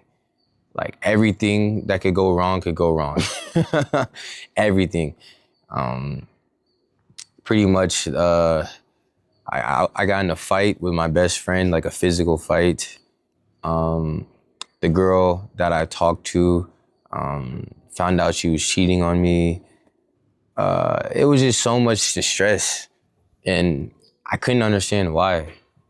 And So it's like normal things that happen to everybody, right? Like normal things that he got in a fight with his best friend, which I think in high school I got in a fight with my best friend. Not a fist fight, but we weren't friends anymore. I had a girlfriend cheat on me. That was pretty traumatic. I mean, that was pretty traumatic at one time. So basically, it's just things that happen to people. He just was experiencing life. It wasn't like there was a plane crash and he spent 2 years on a deserted island, and it totally changed. No, it was just he lost a friend over an argument or something, and his girlfriend was seeing another guy. suddenly, a thought popped in my mind. My grandmother told me when I was 5 years old. She told me, "Son, anytime you're in distress, sit down and pray." And for some reason, that thought just popped in my mind, because I never used to pray so much, actually. But it didn't. When I was suffering that time in college, I just sat there and I just prayed to God. God, please, I'm suffering. Please help me. So eventually, I started going to church every Sunday faithfully, and then This is his magical mystery tour. So he went to church and he asked God to send him a message. I was reading the Bible, and I was like, "This is good, but what is the kingdom of God like?" I was reading the Bible. It talked about the kingdom of God. It was talking about, God. And I was like, okay, this is really nice, but where are the details? I want to know what heaven is like. I want to know what God looks like. And I couldn't find it in the Bible. So I started, studying other things, ancient Egyptology, and then I don't know. I don't believe this. I don't believe that he was on a search to find out what God looked like and what. I just don't believe it. I believe he may have been. He said he was raised Christian, So I believe he may have been, religious, and he may have been when he got into a fight with his best friend and his girlfriend was cheating on him. He probably asked God for something. What the fuck's going on, God? He may have prayed or whatever. He went to church. Maybe he went to church. He's like, hey, I'm back here at church, and my girlfriend cheated on me, and this and that, and I'm looking for something. But it was no magical mystery. It was no magic. It was no magical mystery story. I came across his book on Buddhism, and I fell in love with the Buddhist. Like he's a ping pong ball, and he's bouncing around on something. I went here, and then I got here, and I went there, and bing. Then I ended up in the 1 million whole thing. Principles of like meditation, karma, reincarnation. It's all foreign topics, but I loved it because I never was exposed to any of this growing up. That you can get rid of your karma. I never even knew of such a thing. So I was practicing Buddhism faithfully. It's funny because I was a big pot smoker. I used to smoke pot, so much weed I used to smoke. So, yeah, we don't care about the pot smoking. It says how an American lawyer became a Krishna devotee. So this guy is a lawyer. So, to become a lawyer, you got to go to school for at least 4 years, and then you got to go to law school. I mean, this guy's done some studying. I get if he's really a lawyer, he says. So when I came across Buddhism, I came across a philosophy that supported me smoking pot, but also being spiritual. So I used to smoke some weed and then meditate. Thinking I was some advanced yogi, like thinking, I've liberated my mind. But that's fine. I mean, a lot of people do that. I mean, there's those people in the jungle that do like this heavy duty psychedelic drugs, and then they go off into some kind of meditative state and find their spirit guide or whatever. It's not that crazy to think that somebody would get intoxicated on and try to take a spiritual journey somewhere. It's all illusion. Anyways, I was doing that for some time, and then one day, cut story pretty much. After college, I decided to go to law school. I applied to some law schools in DC, and I got accepted into Howard Law. It's in DC. It's a District of Columbia. It's the capital of America. So I thought, wow, I made it. Materially successful. I got into a nice school in the capital of America. I don't know, man. This guy went to college, and then he went to law school. He applied to law school and got accepted, but he doesn't talk. He doesn't sound like he went to college and went to law school. He talks like he dropped out of. It sounds like he dropped out of high school to me, and I'm being honest. So, 1 month before I was supposed to go to, it's like 2 months. 2 months before I was supposed to go to law school, I went to a park, and to meditate, just relax. And then when I was in the park, I saw these saffron men chanting and with shaved heads. And I thought they were Buddhists because, I saw what I was accustomed to at the time. All I knew was Buddhism. So I walked up to them. Actually, I looked at Mahosa Prabhu, and Mahosa Prabhu looked at me. And it was like mutual. We both kind of like walked towards each other because, he was trying to sell me books. And I was interested because I was like, okay, who are you? I walked up to Mahosa Prabhu. There it is. That's how it happens. So this guy had evidently, this guy had a future ahead of him. He had a career ahead of him. He was smart enough he finished college. He was smart enough to finish college, get a degree in something. And then he applied for law school and got accepted. And then one day he's walking in the park, and some friggin' pedo freak gives him a book. It's all over. Now look at him. Now he's sitting somewhere in India. It looks like on some dusty dirt road in India somewhere. with his beads, cosplaying as some Hindu, thinking he's a Hindu, and actually, you know,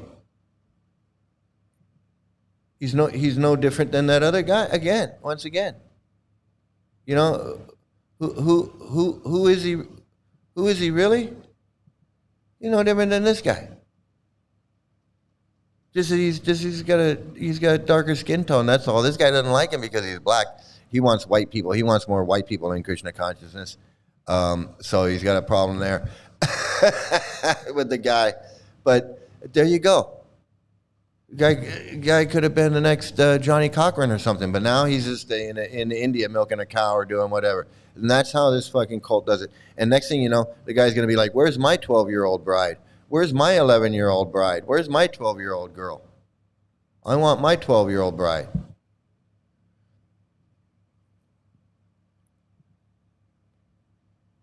I said, are you Buddhist? And then he said, no, we're better than the Buddhists. It's so bold, you know? It's like, and I was intrigued. I was like, really? Better than the Buddhists? He said, well, Hare Krishnas. I said, oh, okay, I've never heard of that. What is that? He said, I want to give you one thing. He said, I have some books in my car. Just wait. I'll give you the books. Give me your number, and I'll give you the books. I said, okay. So I gave him Mahotsapu my number, and I went, down to the park. He called me. He said, I got these books for you. I read the books, and immediately I was so attracted. These books are so attractive. I saw the science of self-realization, nectar of instruction. It was beautiful. I was like, wow, it was a Bhakta stack, and it was 4 books. And I was looking at it like, wow, this is the most beautiful set of books I've ever seen. So immediately, the next day, I started reading the books, immediately. It was funny because the first book I read was Nectar of Instruction. And I read Nectar, like I said, at that time, I was smoking pot heavy spot smoker, smoking like 2-3 joints a day, maybe more. So I read in the first part of the Nectar of Instruction, in the first verse, Vacho Vegam, Manasa Kroda Vegam, Prabhupada writes that a devotee of Krishna gives up all illicit activities, and Prabhupada names all these things that devotees give up. He said devotees give up, Yeah, I've just about had it with this guy. I just about had it with this guy. Mike, I know this dude. He's a disciple of Bhakti Vikash. Yeah, he said that at the beginning. Yeah, he's how to ruin your life. Just how to ruin how to ruin your life, man. Who said that? Jenna Morton. It should be titled "How a Successful Lawyer Ruined His Life." Ruined his life, man. It is so. It is. Oh, that's Paz's brother. That's like Paz's brother. He comes in here, Paz. I don't know if you're there, if you're watching. It's like your brother. This guy was headed for law school. He was ready to, or I don't know. I'm not going to finish the story to find out. It's pretty sad, just as it is. He was in college and had a future as was going to be a lawyer in Washington, D.C. This guy could have become a politician. He could have been a lawmaker or a civic leader of, who knows, civil rights, or who knows anything. He had his whole life ahead of him. And he had his whole life ahead of him. And now he's in there spouting, repeating this bullshit about friggin' pedophiles and Ramananda Roy and good rice and gopis and stealing little girls' clothes and and I mean, who the fuck? Insanity, friggin' insanity.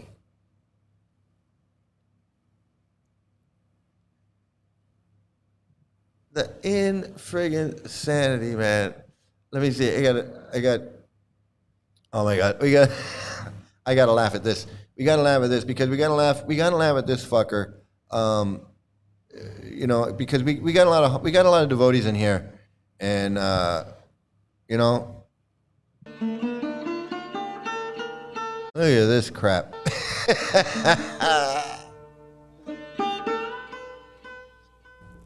first arrived in Oh India no, from the it's Dickie Himalayas. Slavin. It's Dickie I was Slavin, put on the everybody. life of a sadhu, wearing sadhu robes. I had a little begging pot, and I was traveling through the jungles and the mountains of Himalayas, and meeting many great rishis, yogis, sages. Talking about Prabhupada, just glomming off of Prabhupada. I'll tell you about I'll tell you when I was with Prabhupada, he did this, and then he did that, and then he sneezed, and big snot came out of his nose, and he was picking his ear, and he wiped the wax on the table, and it Hare Krishna mantra quite loudly and not paying too much attention to anything else, chanting and painting. I happened to glance down, and Srila Prabhupada was standing on the floor, surrounded by the temple president, who's Gargamuni and Karandar, and I think Brahmananda was there. And I was stunned. So I scampered down from this. it's so it's sad. It is sad. It's everything. Okay, it's funny. It's pitiful. It's sad. These guys. They have 12. Prabhupada Memories DVD 12, and they got all these these losers on here talking about Prabhupada.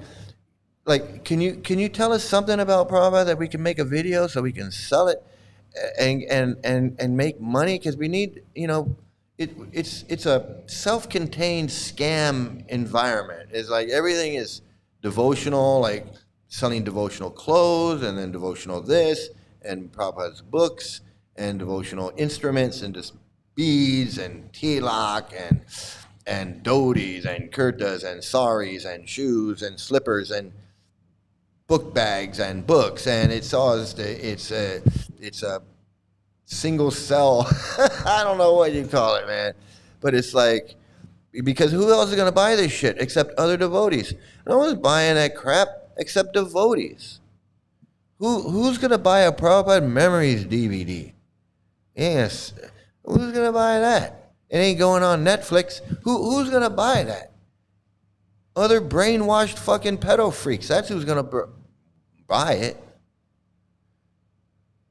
So they get these guys. So Siddhanta, the guy that makes the videos, he got nothing to do. So I'll just video, and he's still doing it to this day. I'll just videotape people and tell me a story about Prabhupada. Oh, well, one time Prabhupada, I saw him and he was scratching his toe. And I was just like, oh, there was the light coming off his toe lit up the room. And I was amazed. And I said, man, I've never seen a toe like that. His toe was it was like just a lotus flower coming right off of the bottom of his leg. I couldn't believe it. It's like, I'm gonna sit there and listen to these fucks, these fucking pedophiles sit there and glorify their pedophile guru God, Prabhupada. You gotta be out of your mind. Okay, let's take a look at this. We gotta take a look at this guy. Oh man. And I think we all know who I'm talking about. Because the whole world gone crazy? I don't think Am we I get the only enough. one around here who gives a shit about the rules? I think we got to make it a regular segment. We might have to make it a regular segment. It's very comfortable, cozy. Does it look cozy? It's very cozy. Okay. There's one. Oh no! One down. 16 left to go.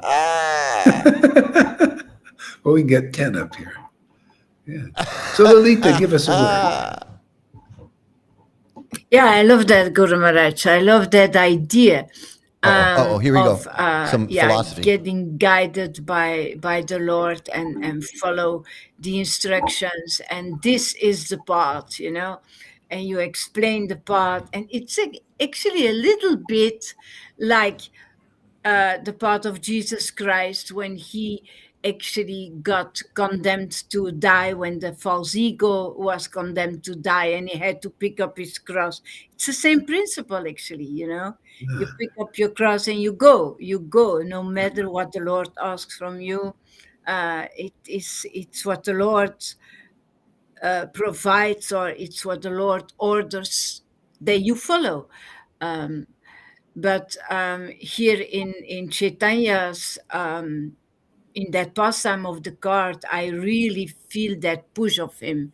I really, really, really feel that push, and it's very clear how he really brings Lord Jagannath in your heart when you indeed follow that Yeah.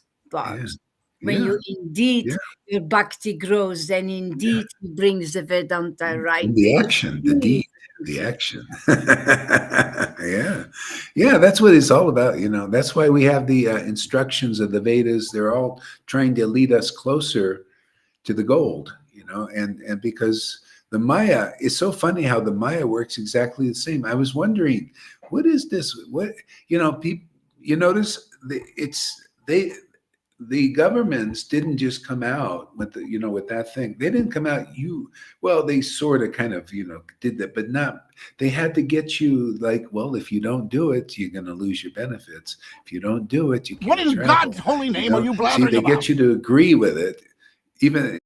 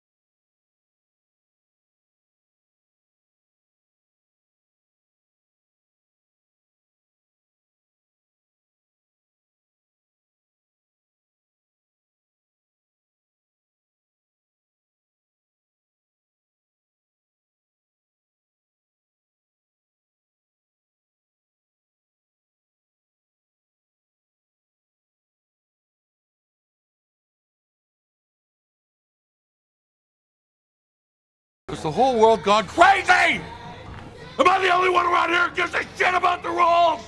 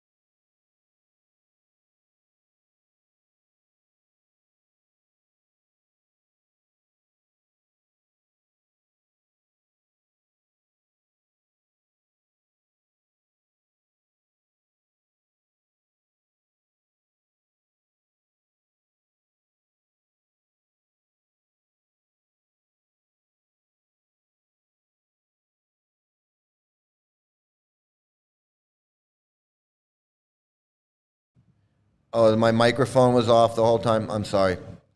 But you guys are having a good time with you guys having a good time with Sahastram. Sahastram is really taking over, isn't he? Right? He's like, is the sound on? I'm trying to catch up on all this Hindi, but I can't read it all. I'm like, who wants to be a moderator? Who wants to be a moderator? So I don't have to scroll through all this stuff. Servant, no, Prabhu. I'm only a humble servant of the servant of the servant of the servant of the servant. Okay, we're back. Okay, so I got. Where is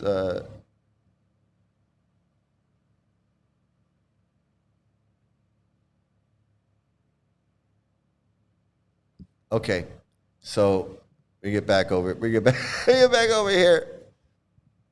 You're tricked into it. Hey, you should do this because for the benefit of other people. Uh-oh. They cannot explain the path if they cannot really, if they didn't walk that, if they didn't go through all those stages, they cannot explain it. You got to be capable to explain, this is how it works. I went through this step by step, and you can really explain that with examples, etc. They can't, because they never had the spirit. They didn't walk the real path of Lord Chaitanya. So he's got them convinced. He's got them convinced that only. Am I back on? I'm back on, right? Am I back on? I think I'm back on. He's got them. He's got them convinced that he's advanced. Now she's. Am I off again? It's showing me the sound is on. Am I on or off? Because I'm showing it's working. These are those are some poor weirdos, man. Is my sound working? Because I thought, okay, back on. Look at that. Oh my God, this is fucking hilarious. That is hilarious. That is hilarious. The temple has not been cleaned. Lord Jagannath has not been brought to their hearts by Lord Chaitanya.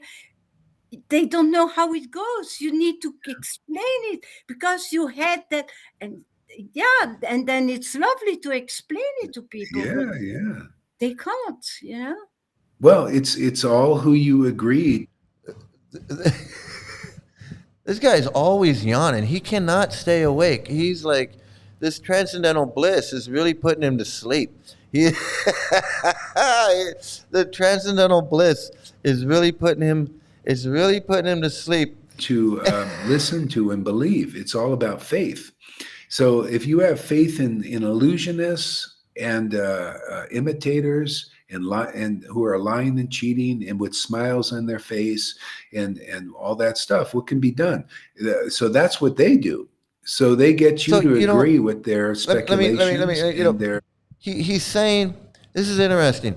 This is interesting. We caught something interesting here.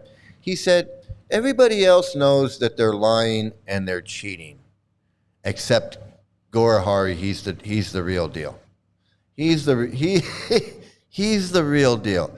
Like, if everybody else knows they're lying and cheating, you goddamn well know that he knows he's lying and cheating as well. Otherwise, how would he know that they're lying and cheating? I know they're having a sleepy. He's talking about himself. I know it. The sleeping guy, the sleeping guy, the Holy Spirit was flowing right through him. It goes in his ears. It comes right out the mouth. He's talking about himself. Well, they're all talking about it. This is the time to glorify the guru. Sleepover party. Having a sleepover session. Yeah, I mean,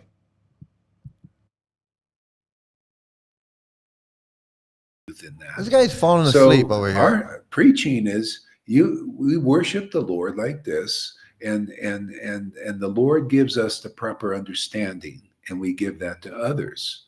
See, like Bhagavad, we just prove that it's about Bhagavad Gita 10:10 verse right there, Janaki. Bhagavad Gita 10:10. If your guru ain't worshiping the Lord with ecstatic prema bhakti, love of God, like the verse says right there, loving ecstasy is prema. At least some Bob in it, but they don't even do that. They don't do that. So I just try to get people to agree with the verse. If you follow that in. You gotta laugh and giggle. You gotta put on a show. You gotta laugh and giggle. If you're not laughing and giggling, then you're not having ecstatic symptoms. You're not loving God. He just said it. And that's what I was saying before. He's got these people believing that this is how they gotta act. They gotta act like lunatics. If they're not acting like lunatics, like Lord Chaitanya, then they ain't feeling the real love of God, the real Raganuga or Rapanuga or Rupanuga, whatever the fuck he says. This is fucking insanity. Okay, I gotta get over here. Let's take a look. Let's take a look at.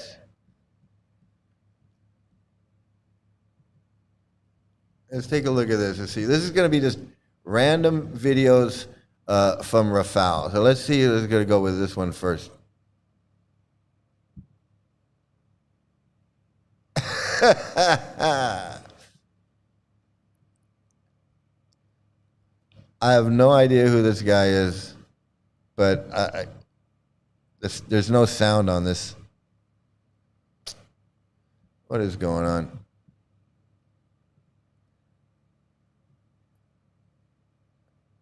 I don't know. There's Rog Baba Dabadoo. I know, it's crazy. It is crazy. The Hot Lips and Gorahari, I guess they're made for each other. This has got no sound, but we know what they're doing. But this is another one of these scammer gurus. Another scammer guru. And you got a scammer guru over here. And it's scammer guru. I know, there's no sound on the video. There's no sound on the video. I don't know.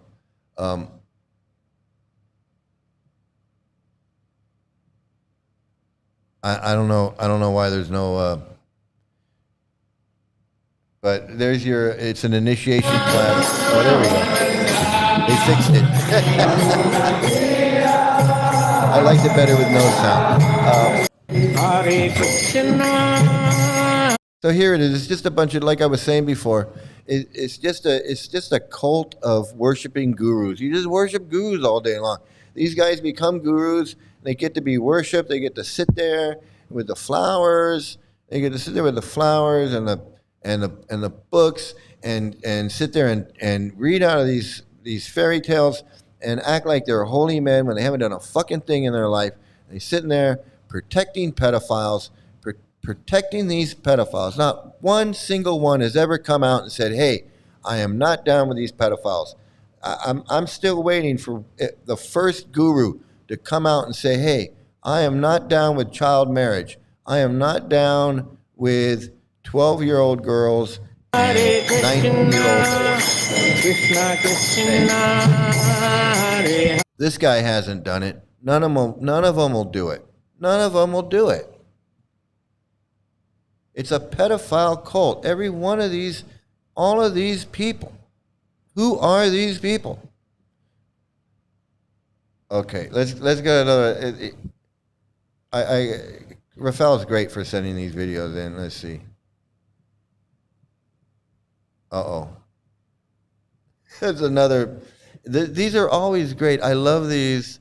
They're the best. Oh, Coffee, commercial. Pomodoro, and binaural beats. But nothing stuck until I tried this.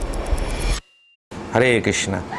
So, in 1975, while I was going home from school, some devotees from ISKCON, they approached me and saying, "Are you a Hindu?" So I said, "Obviously, you can see from my color of my skin, I am a Hindu." So, "Oh, then you must take this book." So, of course, I was a very, very proud Hindu, and I did not have that much sort of respect for Western people. Simply because from my childhood, I was told that... See, there you go. He's coming home from school, and he met the devotees, and they gave him a book. Oh, you're Hindu, take this book. And then this guy ends up becoming a Swami, and now he's cheating people for a living. For a living, he's just scamming people for a living. That's what he is. Snake oil salesman. The British have come and invaded our country, our motherland. Of course, I was not even born in India, I was born in Africa. But, you know, I had that feeling that this white so-called super race is demeaning our Indian culture. That's what I say. That's what I say. But you know what? He friggin' got brainwashed. He was right. You got these white people coming over here, acting like they're super Hindus, and going to demean your culture, that you were absolutely right. He was absolutely right.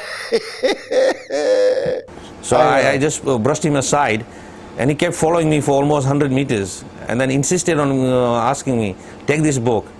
So I said, "Look, I'm not interested in your books, you know, but since you are a beggar, I'm a proud Hindu, I will give you some donation." So I had that time £1 my lunch money. So I said, "Here, take it." So I gave him £1, and I said, "Oh, our Guru Maharaj has said, if someone gives some donation, we must give him a book." So he gave me one Ishopanishad. So I took that Ishopanishad, you know, reluctantly, and went home. Biggest And then mistake after of his life. Biggest mistake of his life.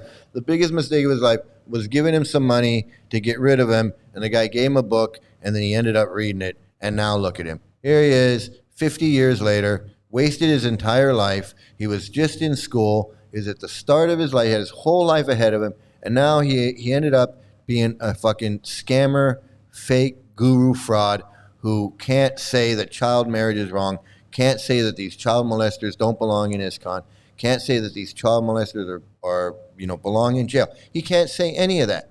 He can't. If he could, he would have done it a long time ago. He won't say it. He won't say it. None of these guys will say it.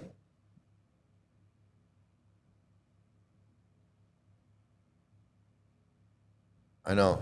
I say the same thing, man. I say the same thing. I can't believe I was into this. I was into it, man. For 20 years, I was into it. I know, secondhand embarrassment. I know. We all were, and that's the thing. We all were. It's not like it's my fault or your fault or any one of ours fault. That was the whole idea, was to scam us, and we got scammed. And it's not our fault, man. It's not our fault. We didn't do anything wrong. We did not do anything wrong. We had an open mind. We were innocent. We were honest. We went in there asking honest questions, looking for something honest, thinking that they were telling us the truth. And we fell into their trap. We fell into their trap. It's not our fault that this happened. We're not dumb. We're not stupid. We weren't weak. We weren't this or that or anything. We got scammed. We got scammed. We got hurt. And we got traumatized.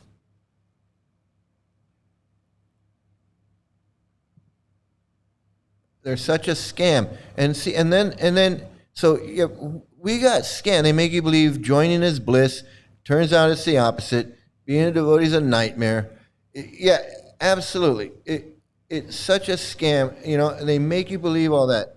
It's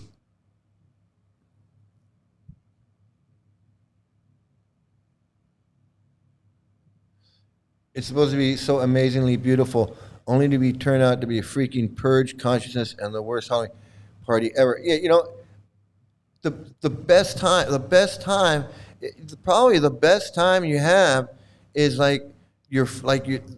the very beginning, the first couple of times, because you don't know anything.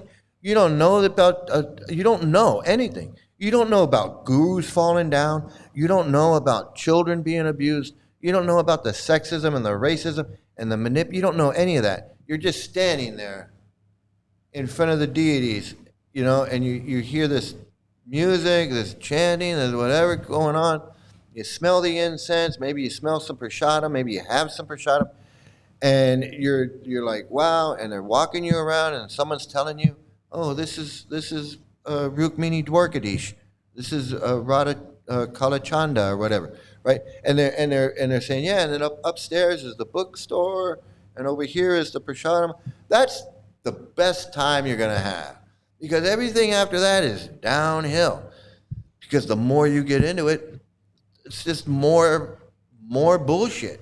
The best time is your first time when you walk in and you're like, wow, hey, this is kind of neat. And you walk out and never go back, because that's going to be the best experience you're going to have. After that, right into the ground. Right into the fucking ground. Yeah, it's right into the friggin' ground. So, okay, we got rid of this guy. I don't want to hear how you came to... I know how you came to Krishna consciousness. You got scammed into it. Like everybody. Like every single one of us. Somebody gave you a fucking book, and you didn't know what it was. And that's why we are here, to tell these people, you don't want anything to do with these books. You don't want anything to do with people like this. Gora Hari, who dreams he's a guru. Dreamer Ananda. Dreamer Ananda. All right, what's this one? Let's see this one. What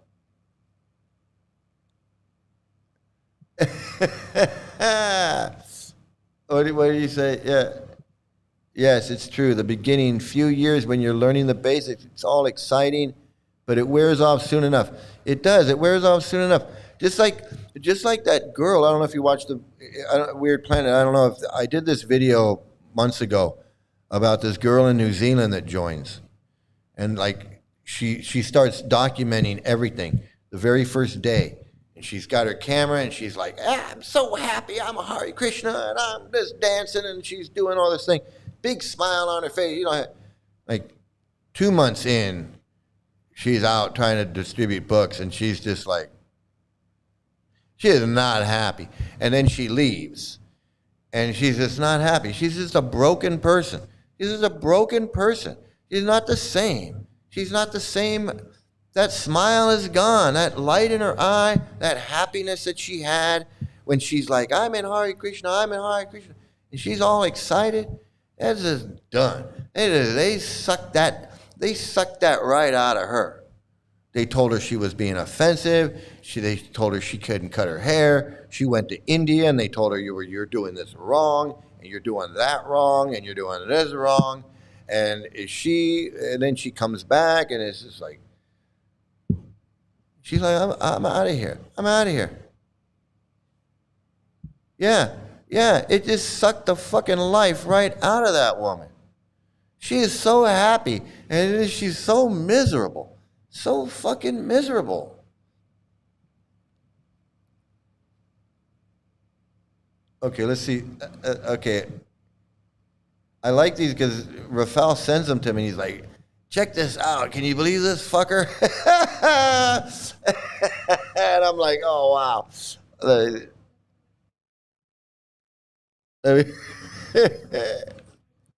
He's like, oh, shit. Look at this guy. City of Mumbai. We have a book distributor there, and he has an assistant. So both of them once went into a residential complex. When the security guard must be looking the other way, they sneaked into it. And the first door they found, pressed the call bell. There was no answer. So I've seen this guy. Okay, I've seen this guy before. I've watched some videos of him before, and he wants to be. It's like he wants to be this storyteller, Prabhupada storyteller guy. He's always telling these little story like Aesop fables or whatever, telling a story about the guy and his wife who did this, or the guy who found a stray dog and whatever. He's always got these little parables, little fables or whatever. And he wants to be Mr. Spiritual man and tell his little stories. I can't I can't with him. I can't with him. So that book distributor again pressed it. Still there was no answer. So his assistant said, Prabhu, maybe there is no one here. It's always a magical mystery. Everything is magical mystery. Every fucking thing is magical mystery tour. The magical mystery tour, man. Okay, I think we're gonna spin the wheel and then we're gonna call it quits. Let's see. Let's get this wheel in here. Here we go. Here we go with the wheel. All right, there we go. There we got a wheel, and let me see. What did I find?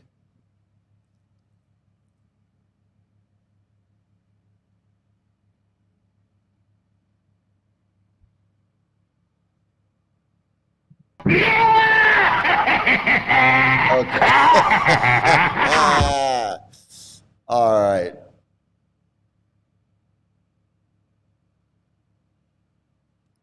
Yeah, what do we got? Oh, my screen is messing up. Yeah.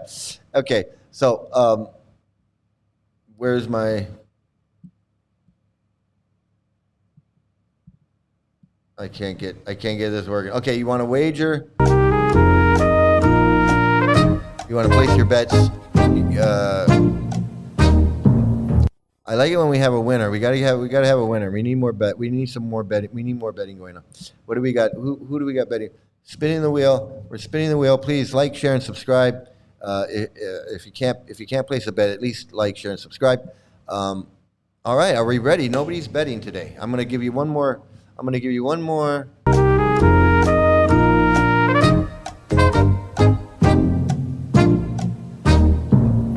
All right, here we go. I know I am pulling for, you guys got yellow, blue. I'm going for the Namaras podcast because we've never done Namaras. So I'm doing that. Hey, Srimad, great. Thanks for sticking at, man. Thank you coming. Come back every time. You're always welcome, man. I love you here. And please like, share, and subscribe. Absolutely. Okay. And we got blue, Namaras. Okay, we got Namaras. Yeah, I'm going for Namaras too. And let's just see. Let's see if it works. We got blue and we got yellow. Okay. And we're gonna spin this wheel like a hamster in a wheel. Here we go. Oh.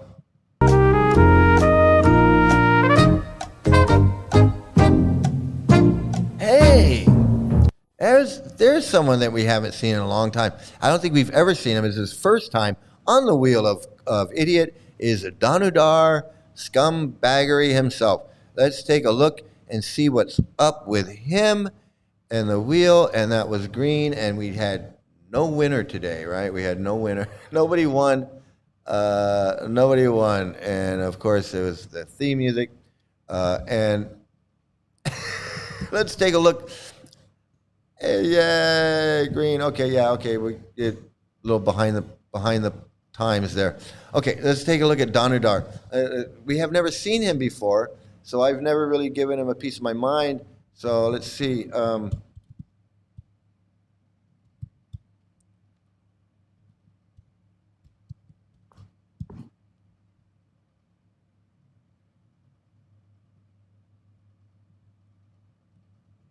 I guess it would help if I spell his name right.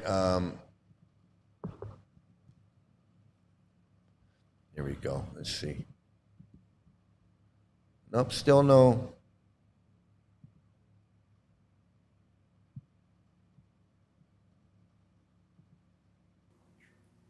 It'll bear its fruit. And this is what's called the Yugala mantra. Yugala means joined, it means devotion, it means love. This mantra, we're going to chant Hare Krishna mantra. It brings the fruit of devotion into your heart. No sound. These Hare Krishnas are not very professional with their. So this is 13 years ago. I don't know when this was made, but here's this guy. There's no audio on this. But here's this Danudar guy. For those of you that don't know, for those of you that don't know, this guy. This guy was in the Gurukula in Vrindavan, and again, Yashodanandan asked Prabhupada, "Can we beat these kids? We have one kid in particular that we really want to beat, and he's a troublemaker, and we want to beat him." And Prabhupada at first is like, Prabhupada didn't really understand. I don't think Prabhupada really understood. And Prabhupada's like, what, this or that, and then they really wanted to beat this kid. So Yashodanandan asked them like 2 or 3 times, well, can we beat him though? Can we just beat him? And then Prabhupada finally gets it, that they want to beat this kid. And Prabhupada's like, yes, you can beat him. And then they say, well, should we beat him here or should we beat him back in front of all the other kids so that we can traumatize the other kids and they won't act up? Okay, so right there, Prabhupada gave them the permission to beat this kid. Now, anything that Prabhupada says in a letter, in a conversation, in a purport, when he's taking a shit, anything that Prabhupada says is friggin' the law. Anything coming out of his fucking ass mouth is the law. So naturally, this fuck, he's the head of the school, Danudar Swami. He's the head of the school in Vrindavan. So he just decides, I'm just going to beat and terrorize these kids. He beat and terrorized these kids. Just like that other fuck did with the stick. This guy did the same thing. And the kids grew up and said, this guy's been terrorizing us. He's been terrorizing us for years, this fuck. So evidently they kicked him out, but whether they really kicked him out or not I don't know. I don't know. When they say they kick someone out, I don't believe them. I just don't believe them. Because they just go somewhere else. They just go and join the Ritviks, or they go and they open up their own temple and they start doing whatever. These guys belong in jail. These guys belong in fucking jail. They don't belong just out, we're just going to kick you out of ISKCON.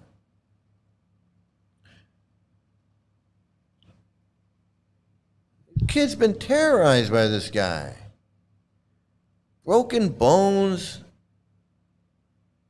Kids losing their teeth. Who knows what's happened to these kids? Sexually abused, physically abused, mentally abused by people like this who are going to sit there and act like they're a holy man with their little piano fucking harmonium shit and his drums and his little fucking chatter and his dope, whatever the fuck. It's all fucking bullshit.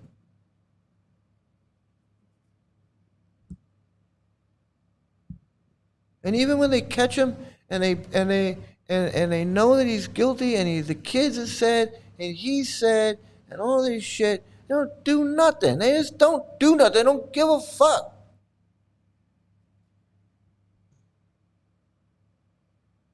You go to ISKCON, you go to Vrindavan, or you go to Mayapur, or you go to Juhu Beach, or you go to Chowpatty, or whatever the fuck these temples where they go. And you're gonna find guys just like this. You're gonna find this guy. You're gonna find this guy. You're gonna find Dave Amrita in Australia. You're gonna find Radhanath in friggin' wherever, Calcutta, or Mumbai, or whatever the fuck he is. You're gonna find this guy. You're gonna find him at the Radha Kund. You're gonna find him in Govardhan Hill. You're gonna find him in Vrindavan, in Mathura. You're gonna find him all over the fucking place. Mayapur, Navadweep, Puri.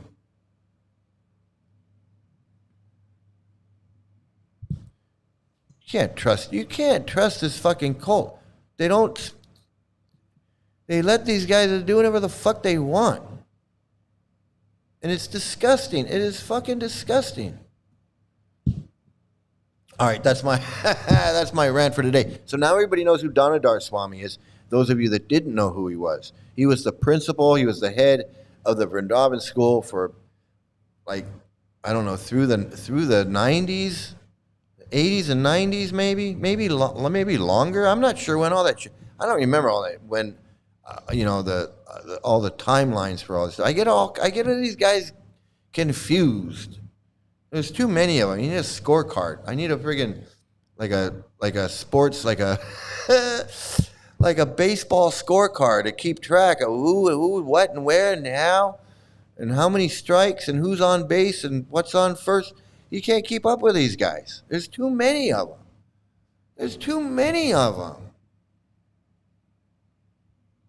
All right, everybody. That's it for today. You know what? I'm gonna have to think about maybe some moderation because I never thought it would get to this. Because a lot of your comments, I had to go by them, and I want to get to them. I like getting to them. It makes everything so much better when I can get to. But it's like shit is flying by, and I can't keep up. I just can't keep up with it all. Can you spam? Yeah, see, like I don't even know. I'm trying to do a show and I don't know who's spamming the chat. Oh, this Fear Allah guy? Is that who it is?